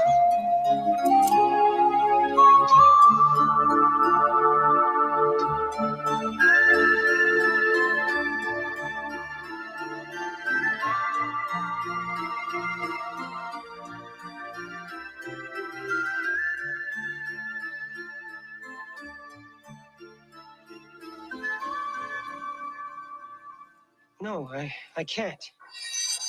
No, this is just more fairy glamour. All right, so that's where the big rejection occurs. Wow, there's something so beautiful about that theme. Now, what I'm Crazy. seeing up on the screen. Oh, geez, I'm going to close this window. It's just confusing me. It's the it's my second copy of YouTube there. All right, so yes, that theme, the way it comes in, it is just beautiful. Now, That is, I gotta see. All right, these are my slides. We're going forward, folks. We are going on in the dungeon. So he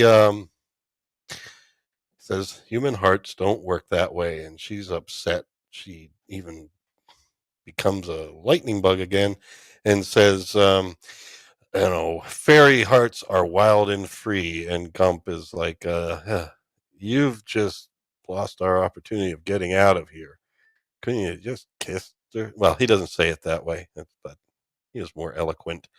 But she's like, no, you guys look like you're here witnessing your own funeral. She gets the keys and they thank her. And she helps get them out. They're out of prison.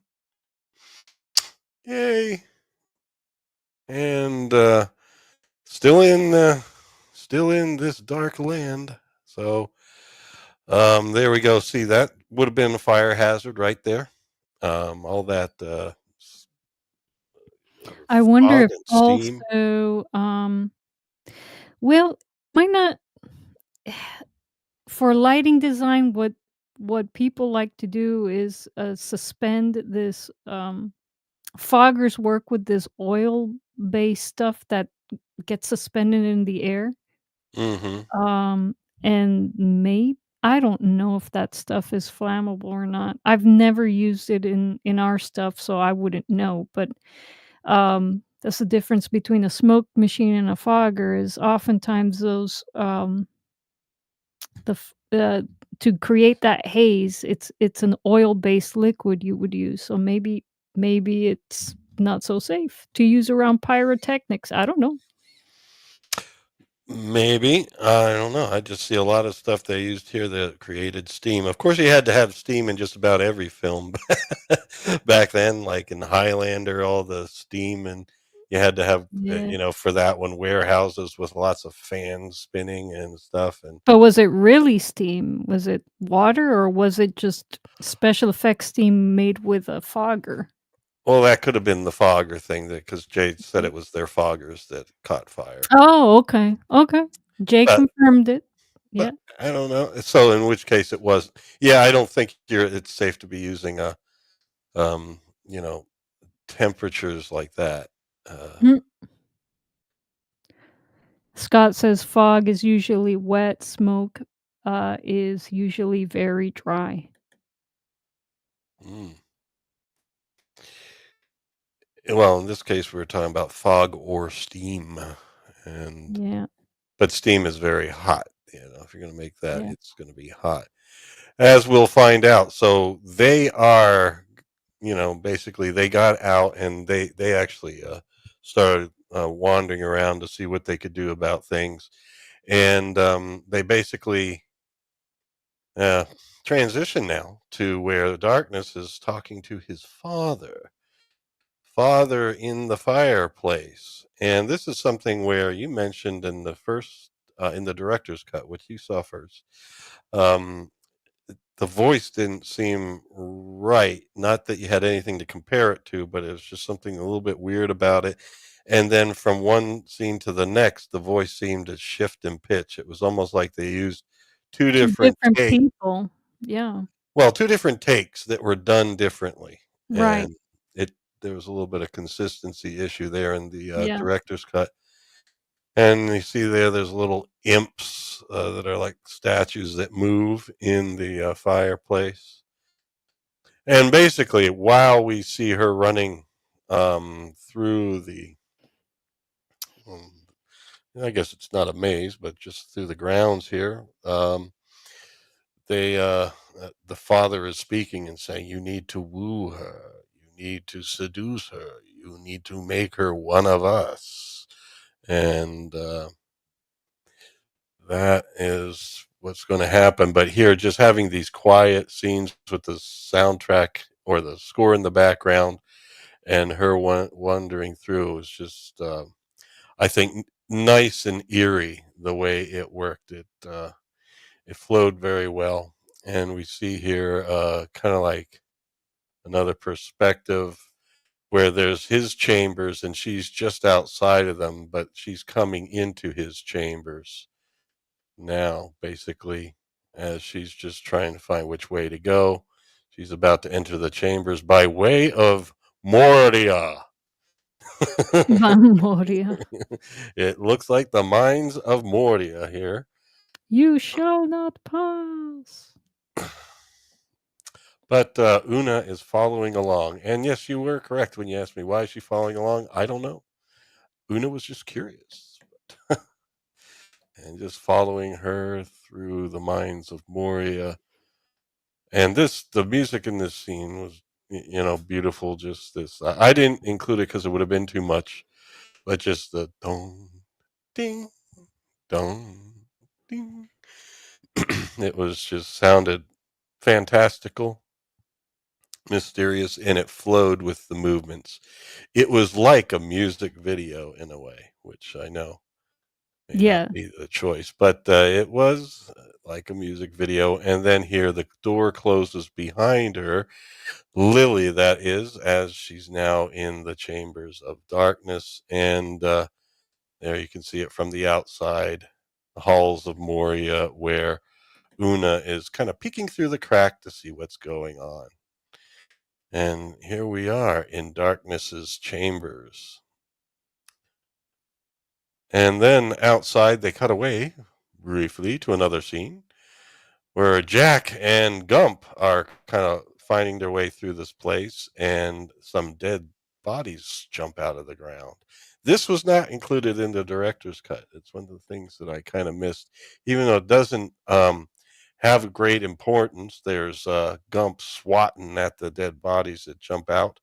It was kind of at least showing there's zombies here, there's other creatures here, there's perils here. Otherwise, you get the feeling that, okay, there's nobody around. This gives and adds tension to it, and the music in the score has that tension where now you see visually that there are some stakes here, that these guys aren't really just able to wander around freely.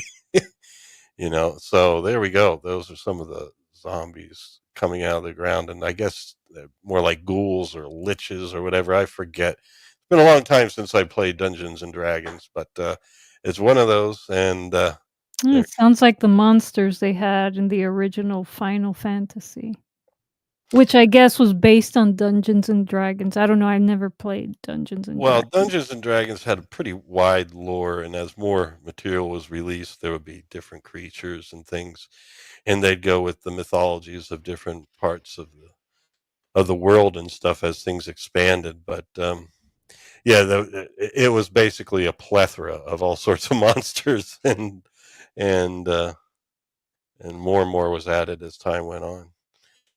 So anyway, there we go. They get closed out. Sorry that a lot of that was blurry, but it was a lot of fast moving action.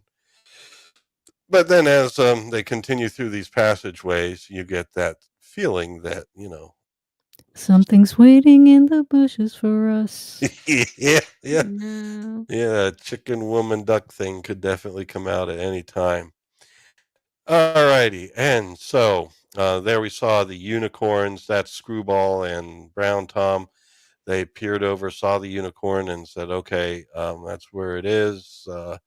And then we cut away to Lily, who is, I mean, these are some great moments because you get close ups on the face. And a lot of times when she's there, you could just get this sense of ultimate fright because she's just kind of like hardly breathing, just shallow breaths of, that kind of thing. Not an overacting, but more of like, okay, this is a person that's kind of like scared to death. And we see here some of the fineries and items because part of it is wooing her, seducing her. And we see a table full of gemstones and what would otherwise just be called fine items. She opens a jewelry box that glows, and there's some imps that take a notice. They do move, and Imps. I thought they were supposed to be statues that well, moved. statues of imps. Imp Ugh. basically means like a small demon-y thing, Ugh. kind of like a cross between a baby and a demon. Ew. So it was statues of imps, and they were kind of moving. And she looks at the necklace there, and it is indeed beautiful. But then something catches her attention. And oh, wait a minute. That's right. Hold on here. What? I missed it right there. There's a number in the corner. There's a reason why it jumped from one thing to another, because I do have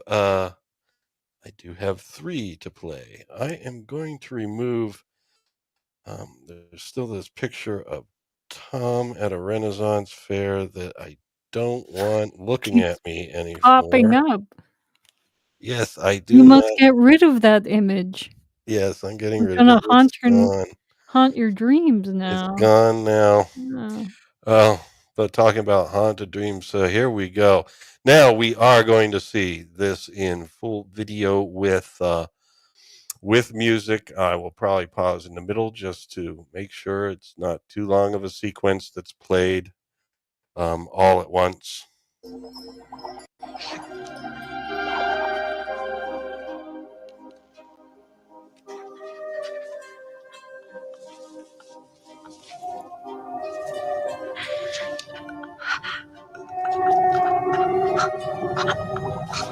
This was so creepy when I first saw it. Ooh.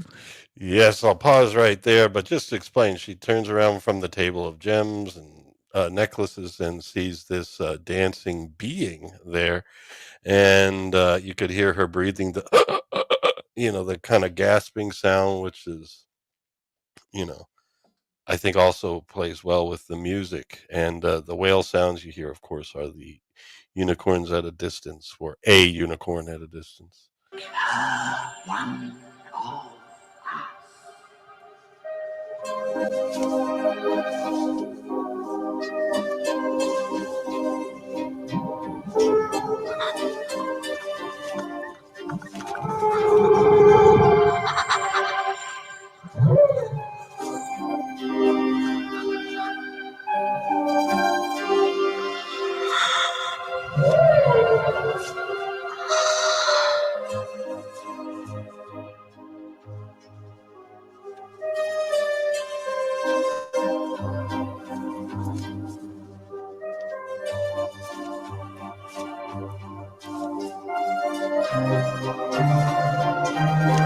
I'm going to pause it right there because now we're getting to a climax. Just want to make sure YouTube does not see too many frames of video in a row from a film.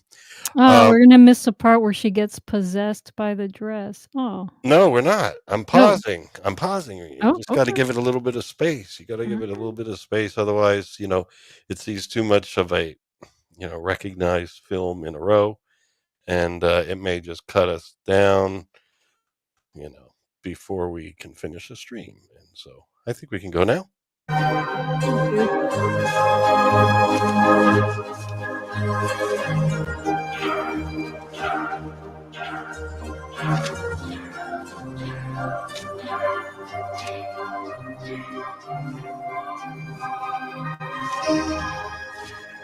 Thank you.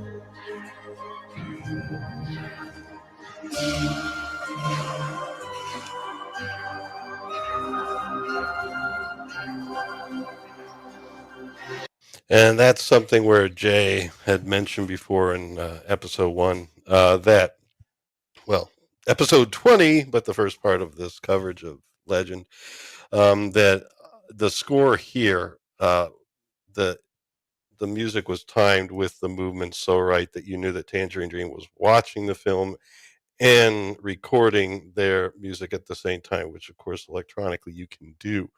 Now you can conduct an orchestra with on a sound stage with the film being played on screen for you, where a conductor could definitely lead them through it. But I don't know if they went through that stage with the Goldsmith score, because it was just kind of seemed to be more like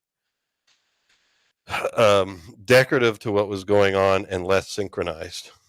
And so Yeah. that's one of I the things noticed that. that as well, yeah. Al although at the time, couldn't have couldn't have they synchronized the film with the music? Oh, I Was could that possible then? well, yeah, in the edits to a certain degree, but you can't, in that time period, it wasn't digital, it was tape. And so, edits later to try and sync audio to film would be a little bit more choppy. It would be mostly reserved for beginning and ends of things, not for keeping an ongoing flowing waltz rhythm in time. Right. This flowing waltz rhythm that was in the Goldsmith score, which was more like a Johann Strauss sort of thing, that would have had to been recorded with the orchestra being conducted in time with what was being seen on the screen, and I just don't know that they went to that step. They could have done it, but I don't think Or they they actually could have did. recorded the orchestra, at least a rendition for the dancer to dance to, you Uh, know. well, usually the scores come after. That's just the way films do it. Yeah, as a composer, I would love if I wrote some music for a film and then say, okay, have the actors, choreograph what they're doing for this. No, no, no, no, no. It's thrown on the composer after the fact to just you line up with what we shot. Unfortunately, they may have a temp track there of some music and then say this is what we used as the temp track, and it could be some Tchaikovsky or something. In fact, 2001, A Space Odyssey, that's a result of where they decided not to go with the composer's score. They went with their temp tracks for everything, which were classical pieces throughout history, like including Tchaikovsky and oh, I forget. Oh, what was the Richard Strauss. yeah, Strauss, definitely, yeah. And so that's the thing. In this case, they may have had a temp track for Goldsmith, and maybe he recorded with it, but it's something they would have done, like with uh, John Williams. Oftentimes he would be there conducting the orchestra with the film playing on screen for him, and he'd be conducting with it, just trying to get out of the orchestra everything to synchronize with the film he's seeing. But the thing is, they may or may not do that in some cases, depending on how much money they put into things and so forth. And was he conducting the orchestra to what was on screen or not? I don't know. Well, I'm just used to digitally editing Yeah. Go ahead. video, and now it's very easy to to make something change the timing of a video without making it look artificial. So I'm wondering if they had capabilities to do that back then. I don't know. I No, don't well, know enough about filmmaking to say, it was analog tape at that time. That's what they were recording too, uh, and analog film.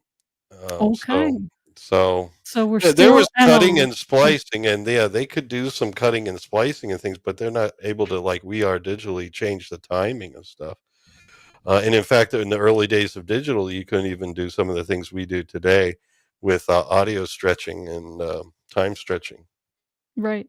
because it just sounded so distorted. Now they've gotten better at No, reducing it. it's I mean, seamless now.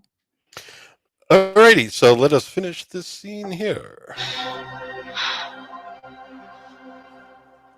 And this is what Jay would like to have as his new entrance, intro video to the stream. Coming out of the mirror.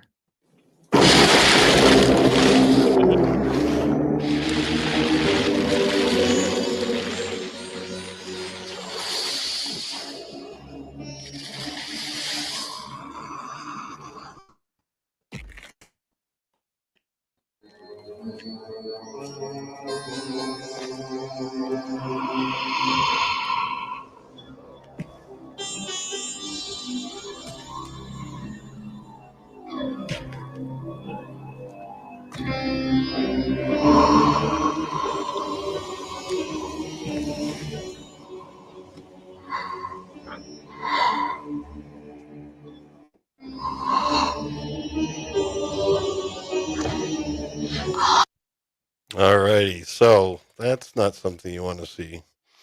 No, I Okay. mean, how this I wonder, I mean, is this for kids? Was this produced for children? Really? Well, Oh my remember last time we god. did talk about how Ridley Scott, and Jay said this, and I guess he's correct. He does his research. Was that part of what Ridley Scott wanted to do was make this as something like a tale, a mythical tale that could be shared with his daughter and everything. And it's like, are you God. sure? As a kid, I would have nightmares forever watching this. Yeah, When did this come out in theaters?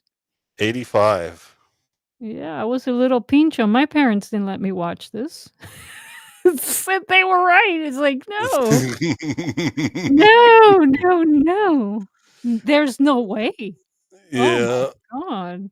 And he's like, how like you my gifts? And basically, this is where he begins talking to her about, you know, I agree, Scott. It really wasn't a kid-friendly film.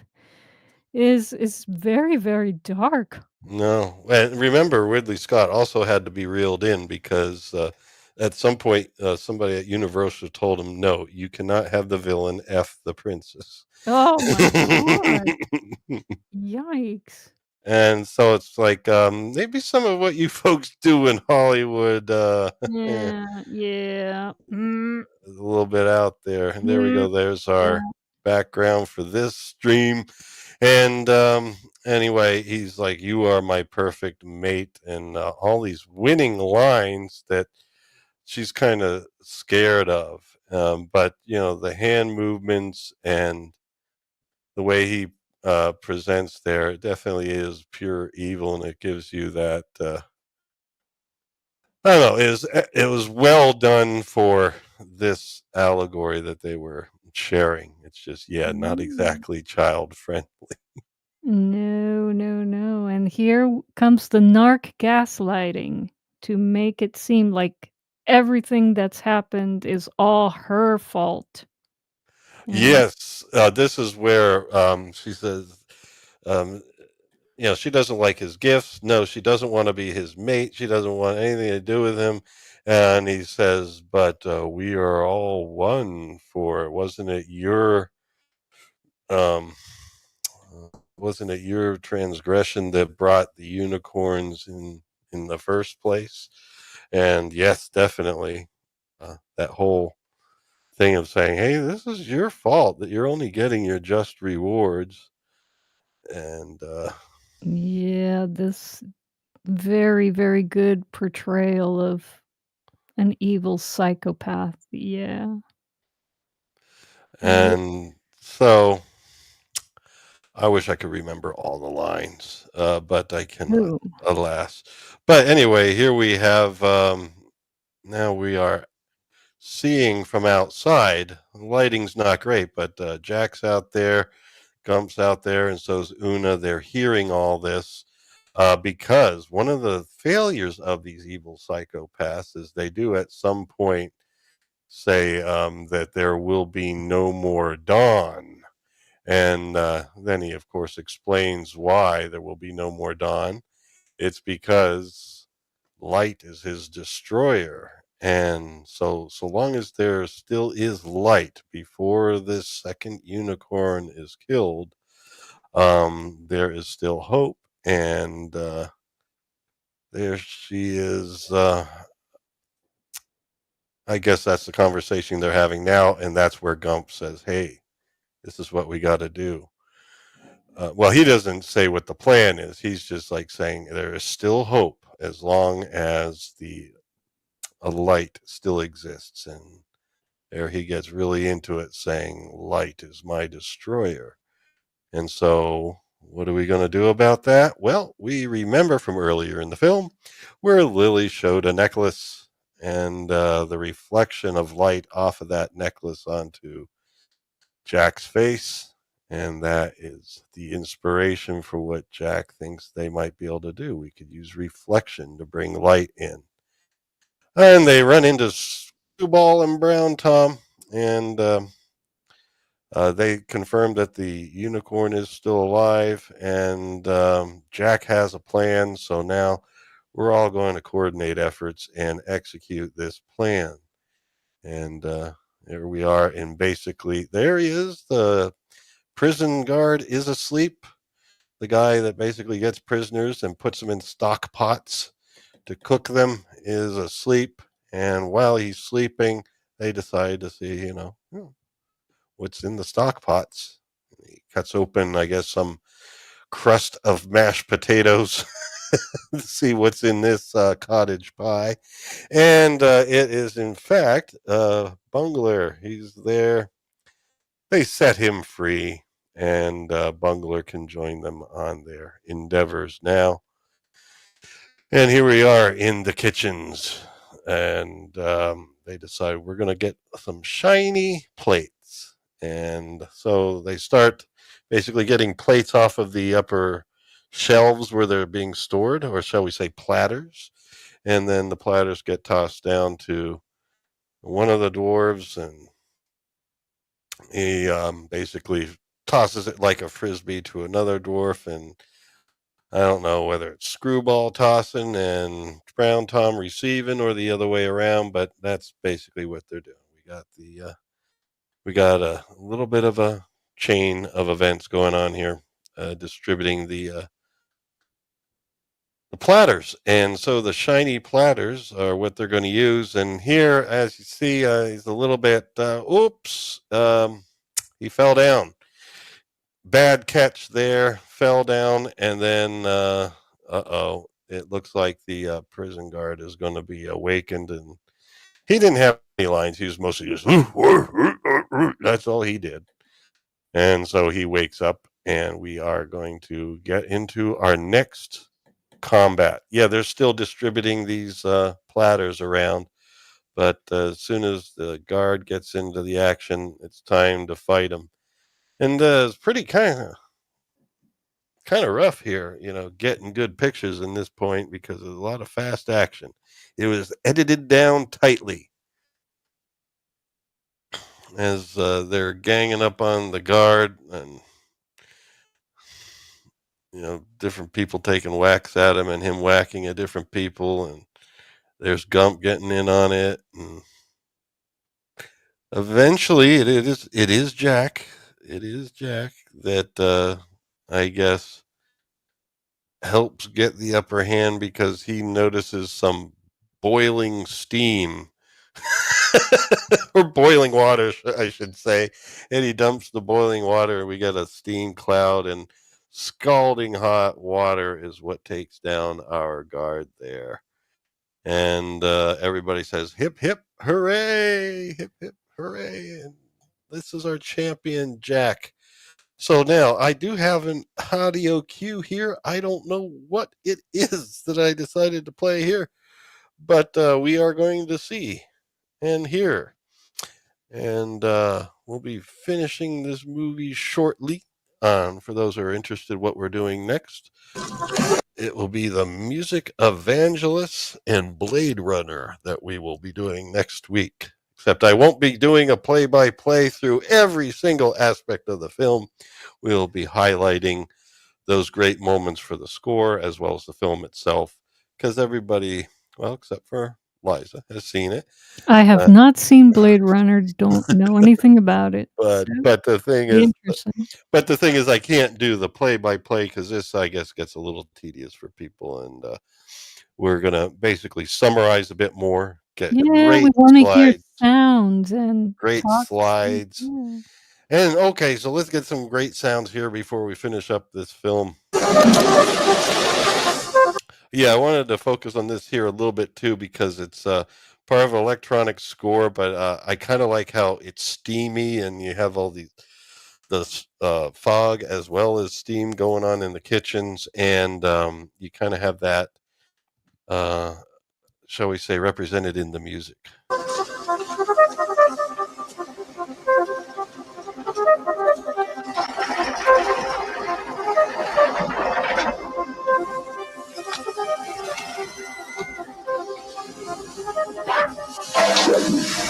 That's them throwing the platters whenever you hear the metal.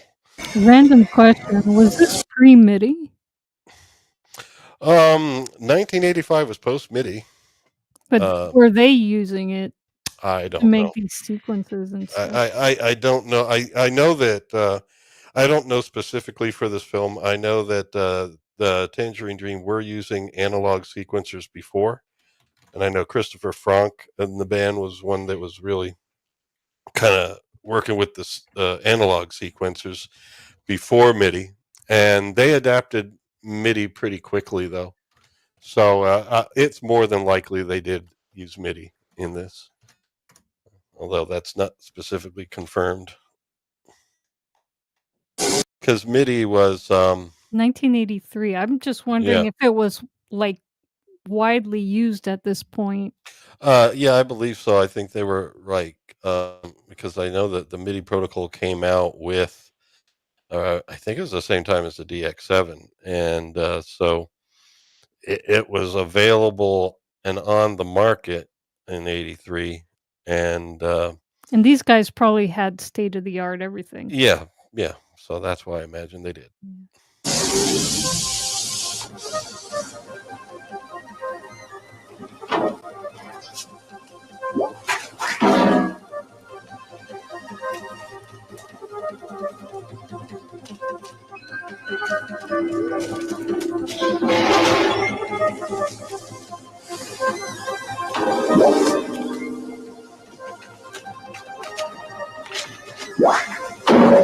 And there you could hear like in the like I'm wearing headphones, so it's like on the right side, just kind of like kind of like a tremolo. It's part of like an arpeggiator that's going on there. So yeah, it's likely. I mean, there was arpeggiation before MIDI, but to be going that fast and in time with the music, there was Yeah, probably for definitely to make it that level, you know? because it was in time with the music and at the same time some pretty fine subdivisions of the beat. Yeah.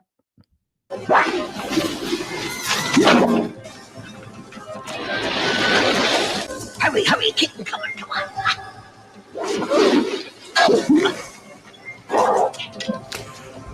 Okay, but I think that'll be enough of the music from that segment. We don't need to listen up to the end of the scene itself, but yeah, just a little taste of what's going on there. And plus, with the tension and stuff that was being built by that, you got this feeling of hurried, more so than you got from the other score. It wasn't as hurried. Like here, you feel like the pressure and the time sensitivity of what they're doing. Like you got to hurry up, hurry up. We're running out of time. This is the last dawn. We need to set up these mirrors. And so, anyway, there we go. Jack is looking at the entrance slash exit, which is really a big hole in the ground. And they're looking up at it. It's like, that's where we got to go. That's where we got to go to access the light. And it looks like just a big old hole. And so Screwball offers to do it. He is small enough. He may be named Screwball, which is not, probably the best for inspiring confidence, but they decide, okay, you're going to do it. And so they basically strap one of the platters to his back so he can get that mirror outside. I wonder why they didn't send the pixie up. Probably couldn't carry that big metal platter. Ooh. Although when she transforms into her fairy Yeah, that's what I hammer mean. form, Yeah. well, maybe she wasn't as good of a climber when she's in that form. I don't know.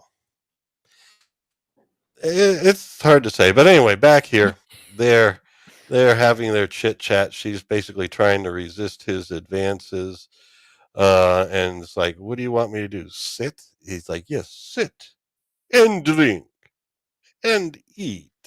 She's like, "No," and basically playing back to him and frustrating him, and then at some point I mean, the thing is that it was so much wordier with the director's cut. It was less like just this.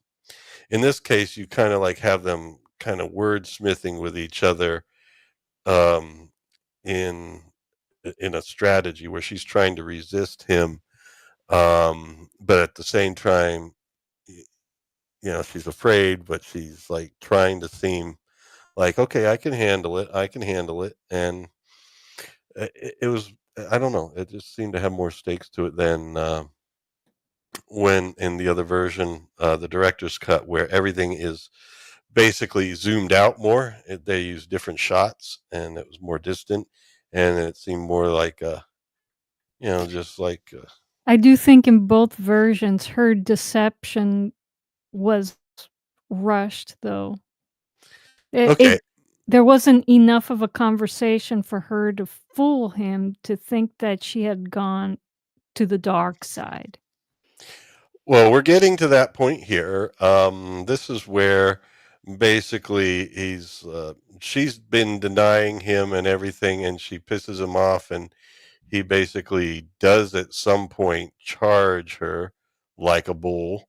I don't know if I included that, but she kind of laughs and runs away from it, and then she mentions, "I hear a throat waiting to be cut," which is the unicorn. And I don't know if we're right at that point just yet, but that deception is coming. But that. My point is in both versions of the film, the deception wasn't convincing. Hmm. There wasn't enough of a setup for her to convince him that she had gone to the dark side. It just was like all of a sudden. Yeah, her deception was basically to say that I will stay with you here and be your mate under one condition. I get to kill the unicorn, which of course makes him go you know, all love. He loves that idea. But here we're still at the point where some food is being offered on the table. The wine glass is filling, and she's still resisting him at this point. I guess that might have been part of it, where it's like she's been resisting. He gets pissed off and he's charging her, and she kind of laughs at him as she screams no. And then it's later when she decides to try and trick him. But one thing about that is, since she's been resisting this whole time, and this is where she says, I hear the sound of a throat waiting to be cut. Um, it might be something where he could, I guess, give in to it a little bit more, because he's been resisted so far. And as soon as he sees the first opportunity of her perhaps changing her mind, he goes for it.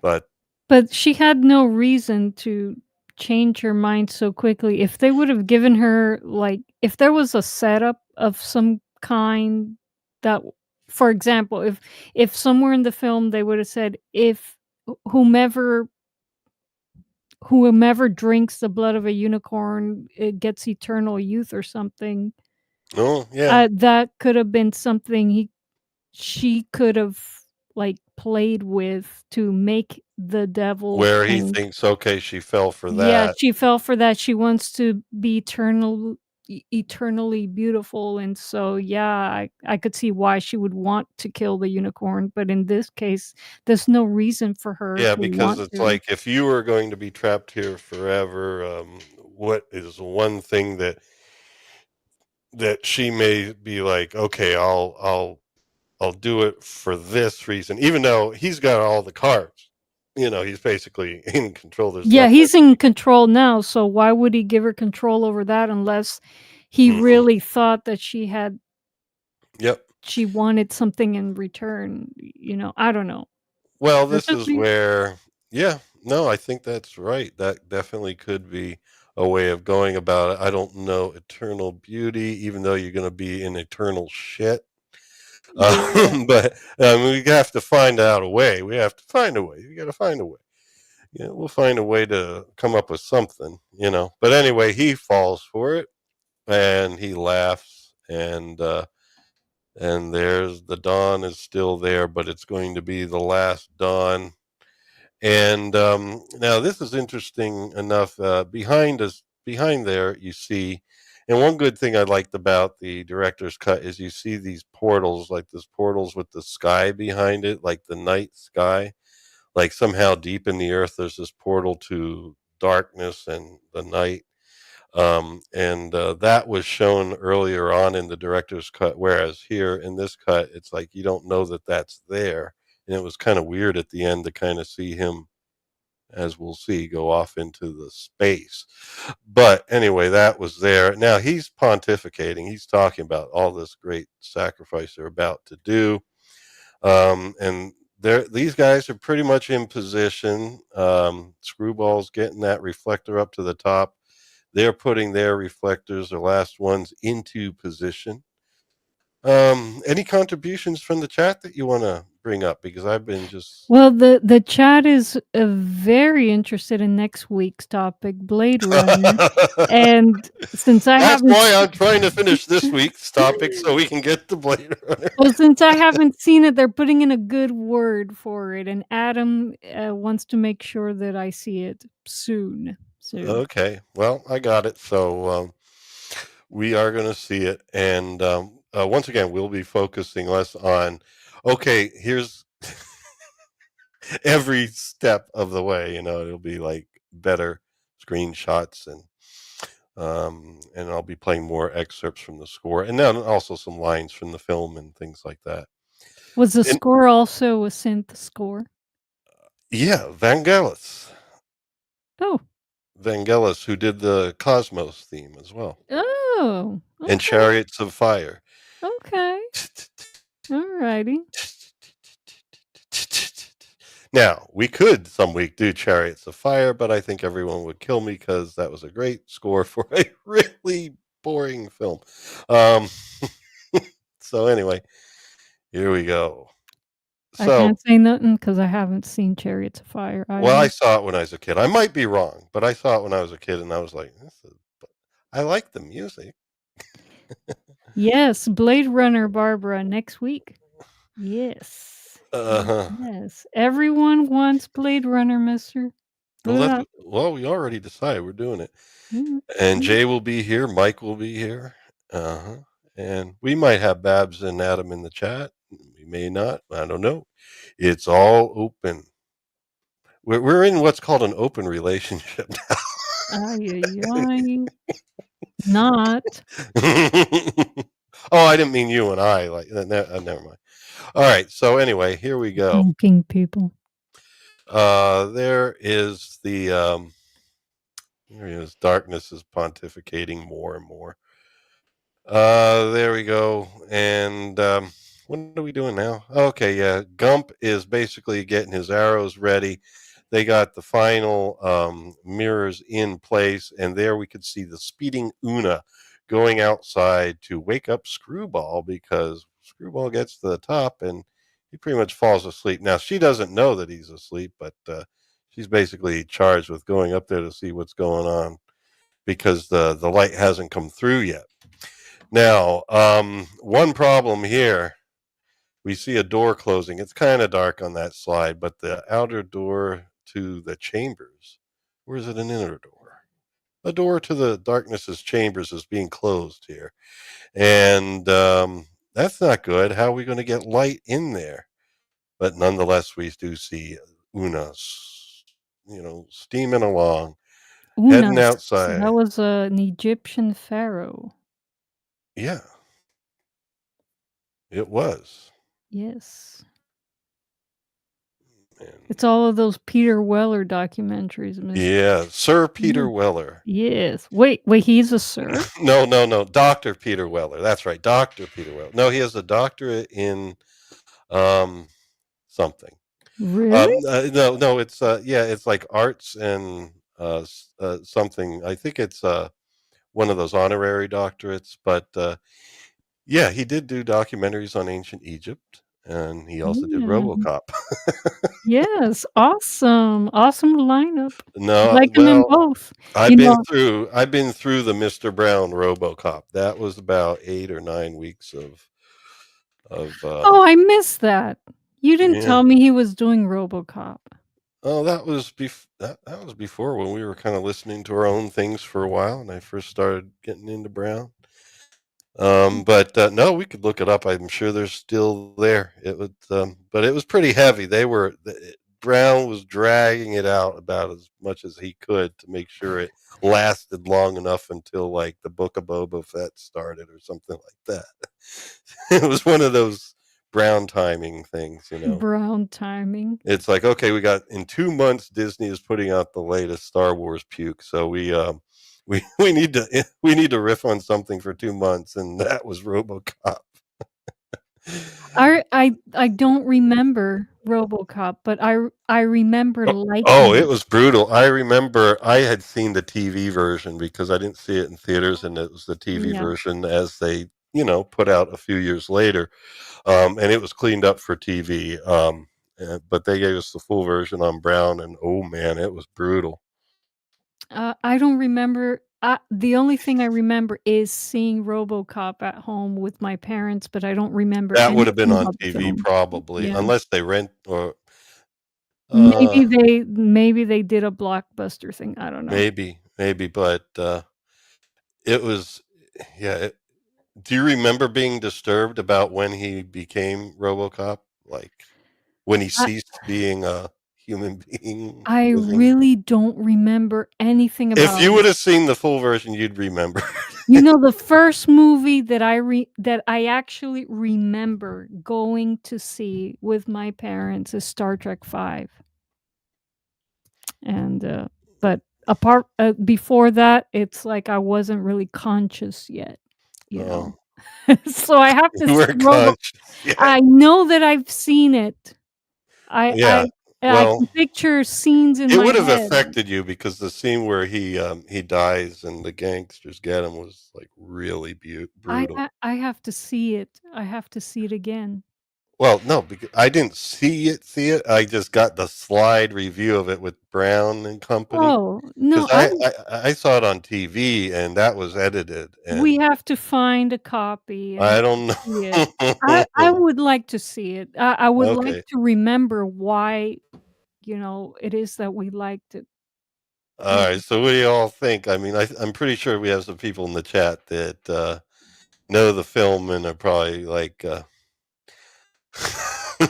they're like, "Yeah." wasn't that a little bit brutal?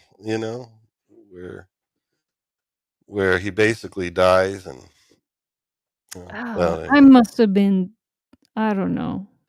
maybe in the TV version or something like that. Yep, maybe they cleaned it up for the TV version and made it Well, less. they did. They Yeah. did. I'm Oh, telling you, they did because oh, okay. they were they were going to show that on broadcast television. They even cleaned up what was it? The Return of the Jedi. What? They What? they cleaned that up for TV. They took out the part where Leia chokes Jabba with the chains. Oh, that's wasn't necessary. But at least the TV version still didn't have the no at the end that Lucas added That, with Darth Vader. uh, Well, anyway, let us move on here. Poor Screwball is asleep. Uh, and here the chambers are all going crazy because they're about to have their nice little World Economic Forum ritual here. And there's some skulls, and our friends are getting positioned. They're basically there with their arrows, and Tim Curry's moving around doing the snake. Um, and Jack's got his arrow ready to fire. the And snake, what do you mean the snake? kind of like dance moves like a snake. At this point, he was kind of swirling and gyrating and stuff. I don't remember him dancing. Well, it was quick flashes, of it, but he was definitely, you know, almost doing the worm standing up. What Oh, is the the worm racer? standing up. Oh gosh.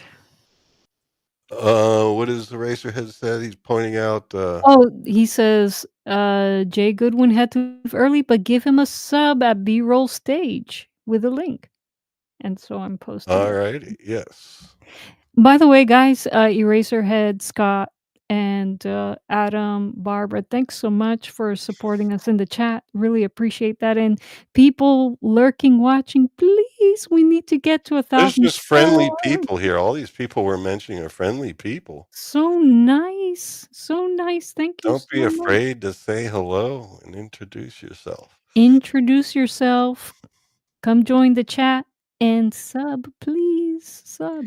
So anyway, they're taking a look at her and getting the feeling, all right, it looks like she may have turned to the dark side, and she's standing there next to he's getting into it. You see, he's kind of dancing. And there's the chain holding the unicorn down, and it's basically she's about to strike the unicorn dead, and Gump's not going to have it. He's like, we got to kill her, Jack. You're going to kill her, right? And he's like, Gump well, is kind of bipolar. I'm gonna be so for real with you. At one point in the scene, he was like, Jack, don't judge her with your eyes, judge her well, with that your was heart. well, that And was when they then were and that then he's like, shoot her in one part, like in Jurassic Park. It's like Gonyo. Well, at that point, they were actually outside the chambers watching her when he's like, don't judge her with your eyes. Just be Weren't glad they in she's the still alive. it No, was in they the were same outside. They scene. were outside the darkness's chambers when that line happened. Yeah, but nonetheless, yeah, Gump is kind of like at this point, like, okay, this is after seeing her like this, he's like, all right, you know what? She's one of them. You got to kill her, and but it's only to set up the decision that Jack makes here, where he's basically got the choice of, there's the unicorn about to be slain by the woman he loves, and there's See, Scott agrees with me. He well, thought that Gump is kind of bipolar too. well, he was certainly bipolar in the director's cut, where he Oh, for sure in the director's cut. tests him, and he's playing the violin. Then he like, But he's still kind of like, iffy in this cut as well. well, when Jack passed the test, Gump's so pissed off he just like falls on the ground and stuff. He was, Yeah, it's temper tantrum was kinda weird. but there she is. What is she gonna do? Well, Jack made the right choice, I guess. Oh, we didn't get to that moment just yet. There we go. And Gump says, "Okay, shoot her, Jack." And she's about to raise the blade, and he's aiming at her, but he decides he's going to aim at darkness instead. As we get to it, because he says, "I trust you, Lily," and she raises the blade, and fortunately, trust is the right way to go, because as her blade comes down, she smashes the chain. Boom, right there. She smashes the chain, and she says, "Run, run." She starts screaming, "Run." Um, and there's the arrow in the back of Tim's neck. I don't know. I think it was Jack's arrow. Then Gump started firing arrows at him. And you see the place is going nuts. Now, here's another thing that I noticed, and this wasn't until last night. Um, when I was finishing up these slides, these people, there's people there. He basically smacks her back because she let the unicorn free, but Jack's up here. He's swinging down, but there's people down there. If you notice, there are people down there in hooded stuff. Now, those might just be like a quorum that you need at one of these satanic things. Rituals, yeah. But I was just like, what are they doing there? You never saw them before. You just assume all you have is like people being cooked, the prison guard. You have darkness. You have some of the demons around, but you didn't know there was hooded people. But there was hooded people there. I guess they just got invited for this, you know, Beltane or one of these festivals they have. Yes. Yeah. There we go. So more arrows being thrust into him, and then That's when he gets all pissed off. Jack has swung down now, and he's charging like a bull. And Gump's still firing arrows, but you're going to have to fire a bunch more. There we go. Jack gets pinned back with the horns. And we have this beautiful clip. And this shall be added to our Earworms library of great clips that I shall periodically play whenever I feel we need to express a little bit of something. Please welcome the What Do We Have Here clip. What do we hear? A little boy. Aha. That is now part of our permanent collection here. Folks, just so you know, I can cue it up any. What do we hear? A little boy. Uh-huh. Ew, creepy. Ugh. So we could be talking about something else, and all of a sudden bring that up. Just like I can all of a sudden bring up, some of these other. Suit coming right up. Look. Jesus Christ! I warned you. Well, no one expects the Spanish Inquisition, so No, they don't. they don't. All right, so let us finish off this film if we can. So that's what gets said right there. Jack escapes, kind of, but he's locked into conflict with the darkness as he starts. I think darkness gets a sword and starts slashing away, and all of this stuff is blurry VHS moments, and nonetheless fantastic moments as sparks fly, swords are wielded. Jack keeps kind of dodging. He's mostly dodging and blocking with the shield, which is about all he can do. And then at the same time, and the thing I did like about this is the pacing, because here we see there's where Screwball climbed up. That's where the light is above. And there she is. Una's there to save the day, wake him up. So it's all flipping back and forth nice and fast. It had definitely a quicker pacing than the other director's cut, where you didn't feel as much of the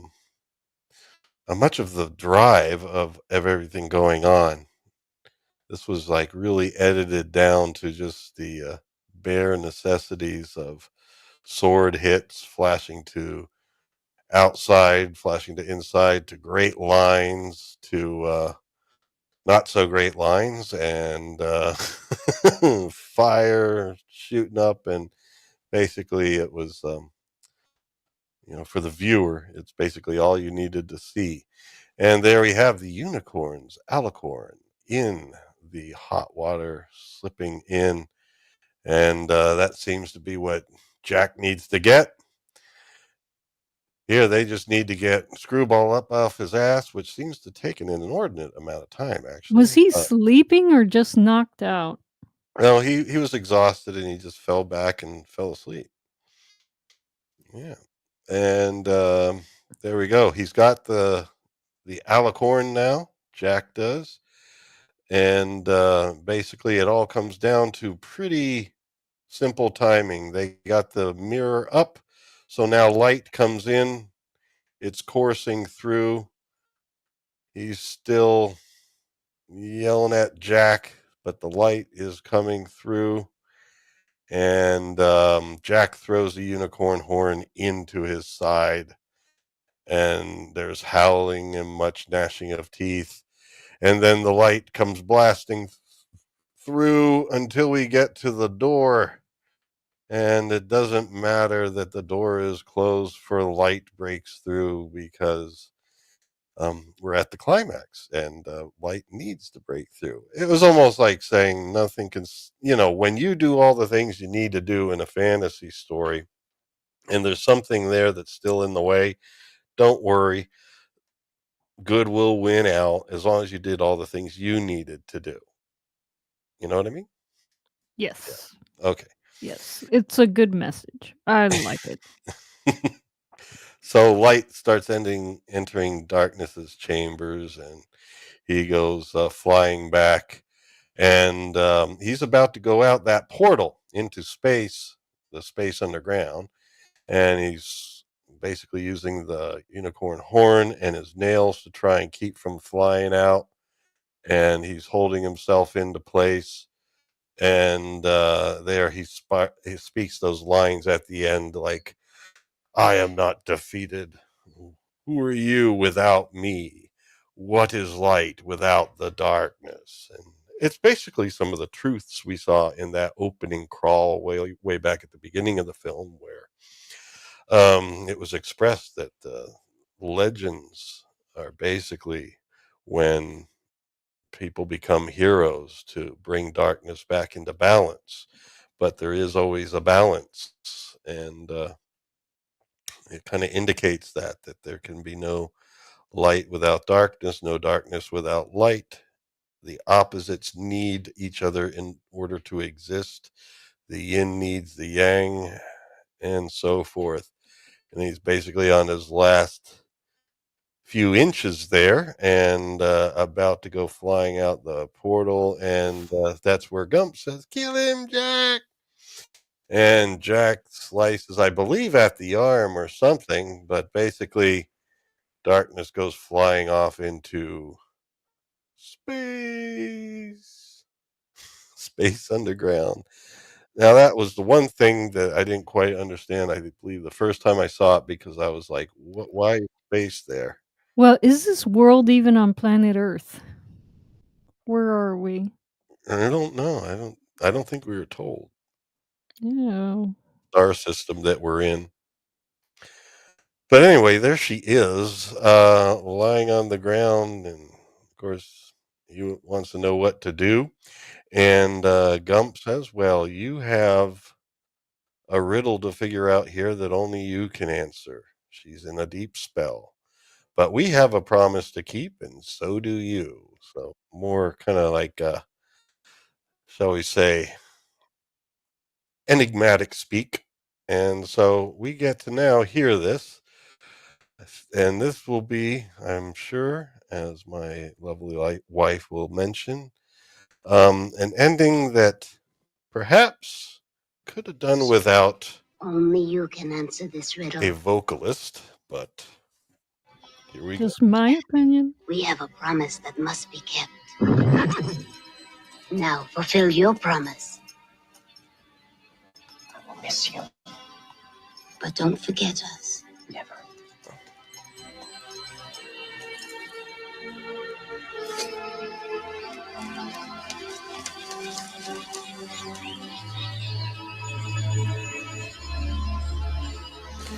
Now, remember that before everything started going downhill, when the unicorn lost its horn, that Lily threw a ring into the water, and Jack went down looking for it. It froze up. He couldn't get out, and he didn't get the ring. So now's his opportunity to recover the ring.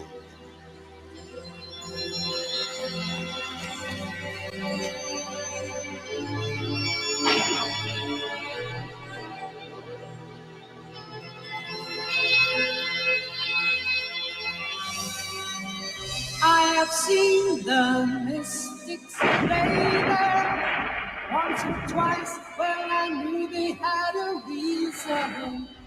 Enchantment plays its cards all right, hand in hand with the workings of the seasons. Legends can be now and forever, teaching us to love for goodness sake. Legends can be now and forever, loved by the sun, loved by the sun, loved.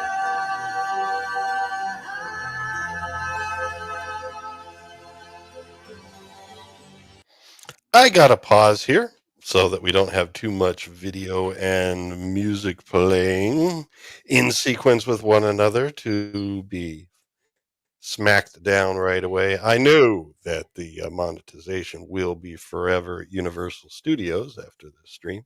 Mhm. I don't need to be. Scott is asking who is singing. That's John Anderson from Yes. Yeah, and so at that time it would have been close to their 90125 album, and yeah, I personally really love the music of Yes and his contributions to it. And then later he did some solo albums on his own. One called Deseo and another one called Toltec, which was kind of based on some of the writings of Carlos Castaneda. Oh, So wow. it really settled into that 90s new age vibe by the time it rolled around. But at this point, yeah, there was some new things going on. With the electronic music artists and some of the progressive rock artists in their work with one another, that it brought about kind of like a different kind of new age thing going on. It wasn't the all background music sort of thing, but something that had more of a foreground and um, some progressive rock sensibilities. I guess, shall we say, better musicianship and things like that going on. But we can continue. Who sings of all love's eternity? Who shines so bright in all the songs of love's and endless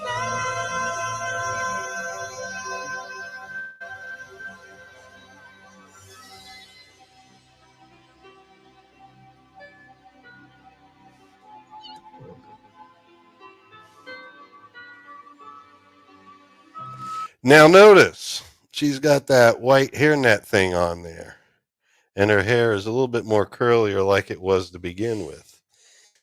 Is that because this was some sort of demonic dress that just kind of melted into her and then kind of melted away?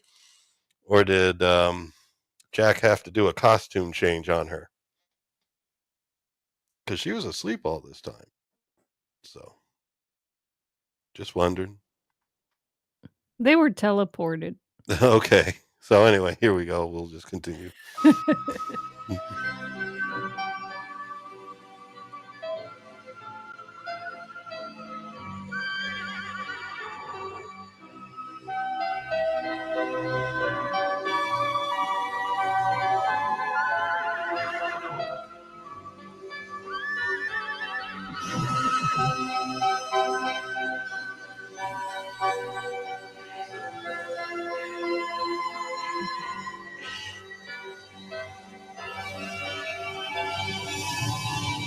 holy lightning strikes all that's evil, teaching us to love for goodness sake.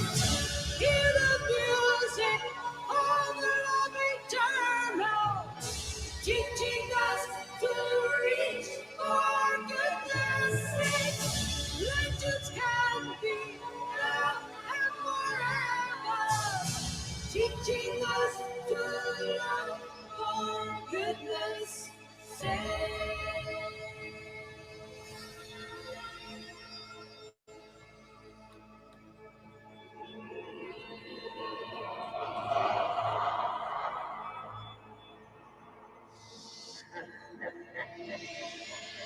They never show what happens to the frozen lady. The original movie. Oh, Nobody I'm seems to sure care. Nell just became unfrozen. Well, Uh, they it was implied. I don't know. When I first saw it, it's like, oh, she got flash frozen and she's dead. But yeah, but Emperor Goodwin did point out last time that the clock was also frozen in time. And so it's like everybody that wasn't involved in the story basically got frozen and suspended. alright, okay. Well, it's a fantasy. It's a fairy tale. It's like Yeah, it was pretty dark for a kid's fairy tale. They okay, had to okay. explain that It more. was a demonic tale. Yeah. If I saw this as a kid, I would ask the same questions I'm asking now. Like, "Oh, what happened to that lady that got frozen?" Yeah. Well, next week we will be doing Blade Runner with the score by Vangelis, and I mean this movie tonight was a great movie and everything. We have fun with it and all that, but it's a great movie. I love Tangerine Dream, and we'll have more Tangerine Dream in the future. As we do things like after a little bit of time, we'll do The Keep and stuff like that. Some other films that featured their work. We may focus on some artists. We also have coming up this month. Mike Gorley has a guest artist that he um, who has agreed to come on, and Yes, I'm we're just going to excited for that. Mm. solidify the date, and so we're going to have some more artists on. If you folks know of any artists that have some magical music, it doesn't have to be electronic, but something magical, something not mundane, talk to the artists, and we might be able to see if we can have them on. We're basically going to do music and movies, and when we do movies, it's going to be focusing a little bit more on the music and maybe great moments in the movies that are artistically fantastic. But I'm not going to do step by step slides for each and every scene. It's like, okay, now Gump is picking up the arrow, Gump is loading the arrow, and yeah, we're trying to find how to improve ourselves and how to make this a more entertaining and inviting stream for everybody that joins us. We thank you, Scott and Eraserhead, Adam Gray, Babs. Thank you all for being here.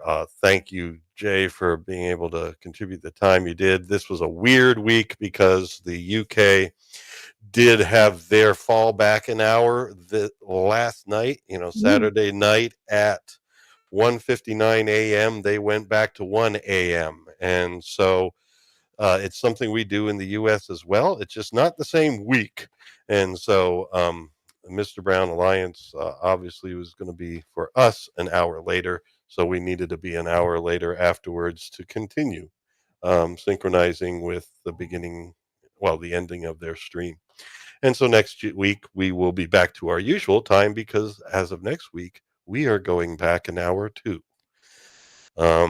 Just trust in your cell phone. It will do it for you. Trust in your computer. It will do it for you. Except for some states, I think like Arizona doesn't do it or something like that. If you're in a state where they don't do that sort of thing, then please consult your nearest oracle or soothsayer, and maybe you can find out what time we'll be on. Enjoyable stream.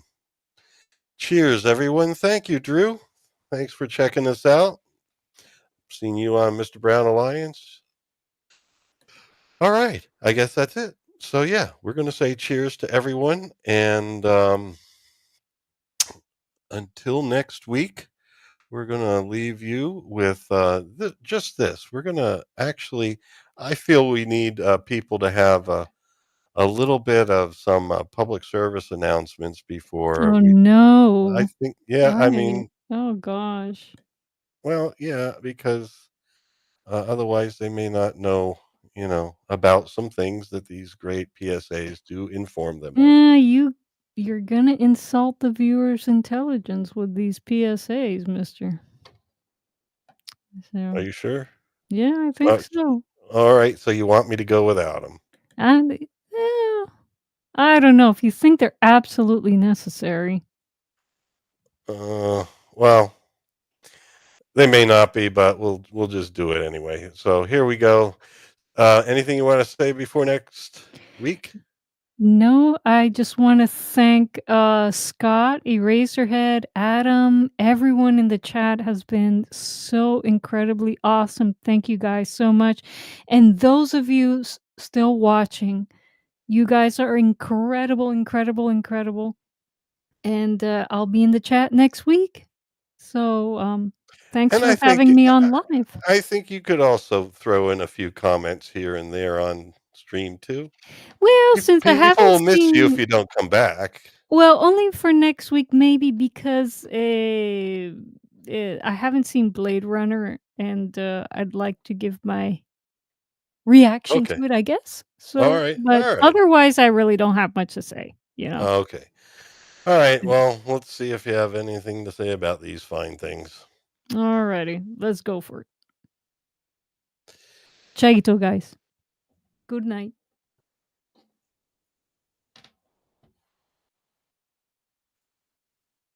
You got a PSA coming, mister? I'm trying to do it. Oh, no. It's just not doing it. Yeah. I know. All right. No, it really wants to not do them, I guess. Hold on. Mm. Now I can't even not do them. Night, night, Drew. Oh, come on. Pain in the. Oh, I see. I did. All right. I see. It was my fault. Never mind. Water. Just so many ways to enjoy it. Almost everyone swims through it, rides on it, or plays around it. It's fun. But accidents do happen. Many could be avoided. Still, others kept harmless. If people were safety-minded. Safety means having the right equipment and skills. Your Red Cross chapter can help with information and instruction. So give them a call and be safe. This weekend on The Late Show, an attack of gnawing terror. 11:30 Saturday, Willard rules a powerful rat army. You made me hate myself. Well, I like myself now. Tear 'em up! Saturday, 11:30 Sunday, the rats are hungry again. I want every train in this city exempt. 1,150 miles of pipe? Every inch of it. Where Willard ended, Ben begins. Willard and Ben, two gnawing terrors on Channel 4 beginning at 11:30 on The Late Show. And one of the most important things I learned is you don't become a star overnight. It really takes a lot of hard work to get there. Now what I want to do, Ronnie, is give you a few tips on defense. Now you're going to run a sweep around me and I'm going to try to stop you. You watch how I stop you. He's no Larry Zonka, but he's a terrific big brother. How did he do that? Share yourself with a kid. Share yourself with a kid.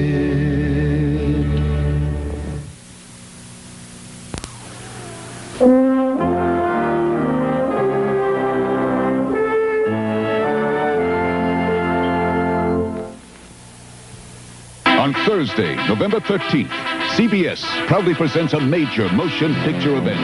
Sylvester Stallone as the fighter whose whole life was a 1,000,000-to-1 shot. Talia Shire as the woman who loved him and believed in him. Winner of 3 Academy Awards. Rocky. Thursday at 8, 7 Central and Mountain. Tomorrow on CBS. This concludes another day of programming on Channel 4. Before signing off, we'd like to invite you to start every day with WTVJ and enjoy a world of entertainment coming your way over Florida's pioneer television station, WTVJ, Channel 4, Miami. Ladies and gentlemen, our national anthem.